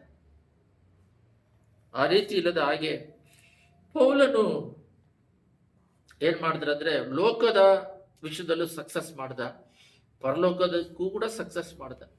ಪರಲೋಕದಲ್ಲಿ ಅವರೊಂದು ಮಾತು ಹೇಳ್ತಾರೆ, ಏನಂತ, ಕೊಲೆಸಿಯರ್ 3:23 ಅವರಿಗೆ ಬರೆದಿರೋದ್ರಿಂದ ಪೌಲನು ಬರೆದ ಸುವಾರ್ತೆ ತಾನೇ ಇದು. ಪೌಲನು ಕೊಲೆಸಿಯರಿಗೆ ಬರೆದ ಸುವಾರ್ತೆ 3:23 ಇದರಲ್ಲಿ ಏನಿದೆ ಅಂದ್ರೆ, ನೀವು ಯಾವ ಕೆಲಸವನ್ನು ಮಾಡಿದರೂ ಅದನ್ನು ಮನುಷ್ಯರಿಗೋಸ್ಕರವೆಂದು ಮಾಡದೆ ಕರ್ತನಿಗೋಸ್ಕರವೆಂದು ಮನಪೂರ್ವಕವಾಗಿ ಮಾಡಿರಿ. ಕುಟುಂಬ ಕೊಟ್ಟರು, ಗಂಡನಿಗೆ ಮಾಡಿದೆ, ನಾನು ಇಷ್ಟು ಕಷ್ಟಪಟ್ಟು ದುಡಿಮೆ ಮಾಡಿಕೊಟ್ಟೆ, ಗಂಡ ಆಯಮ್ಮ ನಾನು ಎಷ್ಟು ಕಷ್ಟಪಟ್ಟು ಇದು ಮಾಡಿದೆ ಆಡ್ತಾರೆ. ಒಂದೊಬ್ಬರಲ್ಲಿ ಆ ಕಷ್ಟನ ನೋಡಿ ಅವರಿಗೆ ರೆಸ್ಪೆಕ್ಟ್ ಕೊಡೋದು, ಅವರಿಗೆ ಪ್ರೀತಿ ತೋರಿಸೋದು, ಒಬ್ಬರೊಬ್ಬರು ಐಕ್ಯತೆಯಿಂದ ಹಾರ್ಡ್ ವರ್ಕ್ ಮಾಡೋ ಸಾಫ್ಟ್ ವರ್ಕ್ ಇದೆ, ದಿನೇ ದಿನೇ ಮಾಡುವುದಿದೆ. ಒಂದು ದಿನ ಅಡಿಗೆ ಮಾಡಿ ಬಿಟ್ಬಿಟ್ರೂ ಹೊಟ್ಟೆ ಮಾರನೇ ದಿನ ಆಗುತ್ತೆ. ದಿನ ಅಡಿಗೆ ಮಾಡೋದಿದೆ, ದಿನ ಕೆಲಸ ಮಾಡೋದಿದೆ, ದಿನ ಶರೀರಕ್ಕೆ ಹೆಂಗೆ ಬಲನೀಯತೆ ಆಗುತ್ತೆ, ಊಟ ಬೇಕು, ಹಂಗೆ ಆತ್ಮಕ್ಕೆ ಬಲ ಡೈಲಿ ಕೊಡ್ತಾ ಇರಬೇಕು. ಇದರಲ್ಲಿ ನಾವು ಏನೇ ಮಾಡಿದ್ರೂ ಮನುಷ್ಯರನ್ನ ಮೆಚ್ಚೋದಕ್ಕೆ ಮಾಡದ ಹಾಗೆ ಆತ್ಮವನ್ನು ಮೆಚ್ಚೋದಕ್ಕೆ ಮಾಡಬೇಕು. ಅದರಿಂದ ದೇವರು ಪರ್ಫೆಕ್ಟ್ ಆಗಿ ಇರೋರನ್ನ ಹುಡುಕ್ತಾ ಇದ್ದಾರೆ. ಆದಾಮನ್ನ ಹುಡುಕಿದ್ರು, ಅವ್ನು ಫೇಲಿಯರ್ ಆಯ್ತು. ನೋವ ಸಕ್ಸಸ್ ಮಾಡಿದ್ರು,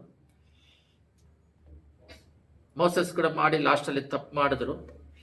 ಆದರೆ ಪರ್ಫೆಕ್ಟ್ ಆಗಿ ಎಲ್ಲವನ್ನು ದಾವೀದನ್ನು ಕೂಡ ಆರಿಸಿದ್ರು, ಅವನು ಒಂದು ಮಿಸ್ಟೇಕ್ ಮಾಡ್ಬಿಟ್ಟ. ಗೇಜಿ ಅವರ ಹೆಂಡತಿ ವಿಷಯದಲ್ಲಿ ವಿಷಯದಲ್ಲಿ ತಪ್ಪು ಮಾಡದೇ ಪರ್ಫೆಕ್ಟ್ ಆಗಿ ಮಾಡ್ಕೊಂಡು ಹೋಗ್ಬೇಕು ಅಂತ ಎದುರು ನೋಡ್ತಾರೆ. ಮೈಂಡಲ್ಲಿ ದೇವ್ರು ನಂಬುದವರು ಪರ್ಫೆಕ್ಟ್ ಆಗಿರ್ಬೇಕು, ಕರೆಕ್ಟ್ ಆಗಿರ್ಬೇಕು, ಯೋಚನೆ ಮಾಡೋದು, ಕೆಲಸ ಮಾಡೋದು ಎಲ್ಲ ಪರ್ಫೆಕ್ಟ್ ಆಗಿರ್ಬೇಕಂತ ಮಾಡ್ತಾರೆ. ಬಹಳ ಜನಗಳನ್ನ ಗಮನಿಸಿ ನೋಡಿದಾಗ ಅವ್ರೇನ್ ಮಾಡ್ತಾರೆ, ದೇವ್ರು ನಂಬಿರ್ತಾರೆ, ಪ್ರಾರ್ಥನೆ ಮಾಡ್ತಾರೆ, ವಾಕ್ಯಗಳನ್ನ ಕೇಳ್ತಾರೆ. ಆದರೆ ಅವರು ದೇವರಲ್ಲಿ ಎಲ್ಲ ಪ್ರಾರಂಭದಲ್ಲಿ ಯಾಕೋಬ 2:10 ಓದಂಗೆ ಎಲ್ಲದರಲ್ಲಿ ಇದ್ರೂ ಒಂದು ವಿಷಯದಲ್ಲಿ ಕರೆಕ್ಟ್ ಆಗಿರೋದಿಲ್ಲ, ಎಲ್ಲದರಲ್ಲಿ ಕರೆಕ್ಟ್ ಆಗಿರ್ಬೇಕು. ವ್ಯಭಿಚಾರ ಮಾಡಬೇಡ ಅಂತ ಹೇಳಿ ಅವನು ಕೊಲೆ ಮಾಡಿದ್ರೆ ತಪ್ಪು ಅಂತ ಹೇಳ್ತಾರೆ. ಆ ರೀತಿ ಎಲ್ಲದರಲ್ಲಿ ಕರೆಕ್ಟ್ ಆಗಿದ್ದು ಪರ್ಫೆಕ್ಟ್ ಆಗಿ ಕೊಟ್ಟಿರುವ ಕೆಲಸವನ್ನು ಏನಾದರೂ ಒಂದು ಜವಾಬ್ದಾರಿ ಕೊಟ್ಟರೆ ಪರ್ಫೆಕ್ಟ್ ಆಗಿ ಮಾಡಬೇಕು, ಅದು ಸಂತೋಷದಿಂದ ಮಾಡಬೇಕು, ಆನಂದದಿಂದ ಮಾಡಬೇಕು. ಪೌಲು ದೇವಸ್ವಾಮಿ ನಂಬಿದಾಗ ಅವನು ಅದಕ್ಕೆ ಮುಂಚೆನೆ ಓದಿದವನು, ದುಡ್ಡಿರೋನು, ಅವನಿಗೆ ಸೇವೆ ಕೊಟ್ಟಾಗ ಹೊಡಿತಾನೆ. ಅವನು ಇನ್ನೂ ಸೂಪರ್ ಆಗಿ ತಾನೇ ಇರಬೇಕು, ಇನ್ನೂ ಐಶ್ವರ್ಯ ಡಬಲ್ ಆಗ್ಬೇಕು ತಾನೆ. ಅವನು ಎಲ್ಲವನ್ನು ಕಳ್ಕೊಂಡು ಅವನು ಟೆಂಟ್ ಕೆಲಸ ಮಾಡಿಕೊಂಡು ಅವನದ್ದು ಸಿಕ್ಕಾಪಟ್ಟೆ ಹೊಡಿತಾ ಇದ್ದಾರೆ, ಕಲ್ಲಲ್ಲಿ ಹೊಡಿತಾರೆ. ಆದರೂ ಹೃದಯಾಂತರಾಳದಲ್ಲಿ ಒಂದು ಜಾಗದಲ್ಲಿ ಹೋದಾಗ ವಿಗ್ರಹ ಮಾಡೋ ಶರ್ಟ್ ಎಲ್ಲ ಕಿತ್ಕೊಂಡು ಅವನು ಹೃದಯ ಕುದಿತು ಅಂತಿದೆ. ಕಾರಣ ಏನಂತ ಹೇಳಿದ್ರೆ ನಿಜವಾದ ದೇವ್ರನ್ನ ಬಿಟ್ಟು ಆ ರೀತಿಯಾಗಿ ಆತ್ಮ ಭಾರದಿಂದ ಕೊಟ್ಟಿರೋ ಕೆಲಸವನ್ನು ಅವ್ರು ಮಾಡಿ ಮುಗಿಸಿದ್ರು. ಎಲ್ಲದಕ್ಕಿಂತ ದೊಡ್ಡದಾಗಿ ಲೋಕದ ಕೆಲಸದಲ್ಲಿ ಕರೆಕ್ಟಾಗಿ ಮಾಡಿ ಮುಗಿಸಿದ್ರೆ ಪರಲೋಕದಲ್ಲಿ ಒಂದು ಕಿರೀಟ ಇದೆ. ಎಲ್ಲರೂ ತೆಗೆದು ಹೋದ್ರಿ ಪ್ರಕಟಣೆ 22:12 ಇಲ್ಲಿ ಲೋಕದಲ್ಲಿ ನಾವು ಏನೇನೆಲ್ಲ ಬಿತ್ತುತ್ತೀವೋ ಅದು ಪರಲೋಕದಲ್ಲಿ ನಮಗೆ ಸಿಗುತ್ತೆ. ಈಗೋ ಬೇಗ ಬರುತ್ತೇನೆ, ನನ್ನ ಪ್ರತಿಯೊಬ್ಬನಿಗೆ ಅವನವನ ನಡತೆ ಪ್ರಕಾರ ಕೊಡತಕ್ಕ ಪ್ರತಿಯೊಬ್ಬ ನನ್ನ ಕೈಯಲ್ಲಿದೆ. ನಾನೇ ಆದಿಯು ಅಂಥವು ಪ್ರಾರಂಭವು ಕಡೆಯವನು ಪ್ರಾರಂಭ ಸಮಸ್ಯೆ ಆಗಿದ್ದೇನೆ. ಪ್ರತಿಯೊಬ್ಬರು ಇಲ್ಲಿ ಮಾಡುವ ಕಾರ್ಯಗಳು 2 ಮಾಡಬೇಕು. ಒಂದು ದೇವರಲ್ಲಿನೂ ಇರಬೇಕು, ದುಡಿಮೆ ಮಾಡೋದು ನೀಡ್ ಅವಶ್ಯಕತೆ. ಇವಾಗ ಏನಾಗಿದೆ ಅಂದರೆ ಈ ನೀಡ್ ದುಡ್ಡೇ ಈಗ ಪ್ರಾಮುಖ್ಯತೆಯಾಗಿ ಮಾರ್ಪಟ್ಟು ಕುಟುಂಬ ಇಲ್ಲ, ಸಮಾಧಾನ ಇಲ್ಲ, ಪಾಪದಿಂದ ಸಿಗುವಂಥದ್ದೆಲ್ಲ ವೇದನೆಯೇ. ದೇವರಿಲ್ಲ ಅಂದರೆ ಅವ್ರ ವೇದನೆ ಇದ್ದೇ ಇರ್ತಾರೆ, ಸುಳ್ಳು ಹೇಳ್ತಾರೆ ಅಂತ ಅರ್ಥ. ಸುಳ್ಳು ಹೇಳ್ತಾ ಇದ್ದಾರೆ, ಟೆಂಪ್ಟೇಷನ್, ಪ್ರೆಷರ್. ಇವಾಗಂತೂ ಯಾರ ಹತ್ರನೂ ಲೋಕದಲ್ಲಿ ಸಮಸ್ಯೆ ಬಂದರೆ ಎದುರಿಸಿ ನಿಲ್ಲಕ್ಕಾಗ್ತಿಲ್ಲ. ಯಾಕಂದರೆ ಅಷ್ಟು ಶಕ್ತಿ ಇಲ್ಲ, ಯಾಕಂದರೆ ನಂಬಿಕೆ ವಿಶ್ವಾಸ ಇಲ್ಲ. ಅದರಿಂದ ಈ ಲೋಕದಲ್ಲಿ ನಾವು ಏನೇನೆಲ್ಲ ಬಿತ್ತುತ್ತಾ ಇದ್ದೀವೋ ಅವನವನ ನಡತೆ ಪ್ರಕಾರ ನಾವೇನೇನೆಲ್ಲ ಬಿತ್ತುತ್ತಾ ಇದ್ದೇವೋ ಇದು ಇಲ್ಲೂ ಕೂಡ ಫಲ ಕೊಡುತ್ತೆ. ಪರಲೋಕದಲ್ಲಿ ಕೂಡ ನಾನು ಬೇಗ ಬಂದು ಅವರಿಗೆ ಅದೇ ರೀತಿ ಪೌಲ್ನ ತೆಗೆದು ನಾವು ಪ್ರಾರ್ಥನೆ ಮಾಡೋಣ. ಪೌಲ್ ಏನು ಮಾಡಿದ್ರು ಅಂದರೆ ಲೋಕದಲ್ಲಿ ಒಂದು ಐಶ್ವರ್ಯವಂತನಾಗಿ ಇದ್ದು ಒಳ್ಳೆ ಎಜುಕೇಟೆಡ್ ಆಗಿದ್ದ. ದೇವರು ಅವನ ಆರಿಸಿ ತೆಗೆದುಕೊಂಡಾಗ ಅವನ ಐಶ್ವರ್ಯನೂ ಹೋಯ್ತು, ಅವನ ಎಜುಕೇಷನ್ ಎಲ್ಲ ಬಿಟ್ಟು ದೇವರಿಗೋಸ್ಕರ ರಕ್ತ ಸಾಕ್ಷಿಯಾಗಿ ಇಲ್ಲಿ ಅವರು ಒಂದು ಮಾತು ಹೇಳ್ತಾರೆ. ಆವಾಗಲೇ ಹೇಳಿದಾಗೆ ಒಳ್ಳೆ ಹೋರಾಟ ಓಡಿದೆ, ವಿಶ್ವಾಸವನ್ನು ಕಾದುಕೊಂಡೆ, ಫಲದಲ್ಲಿ ನನಗೆ ಕಿರೀಟ ಇಡಲ್ಪಟ್ಟಿದೆ ಅಂತ. ಅದಕ್ಕೋಸ್ಕರ ಅವರು ಓಡಾಡಿದ್ದಾರೆ. ನಮಗೂ 13 ಚಾಪ್ಟರ್ಗಳನ್ನು ಕೊಟ್ಟು ಹೋಗಿದ್ದಾರೆ. ಅವರು ಹೋಗಿದ್ದಿಲ್ಲದೆ ಬೇರೆ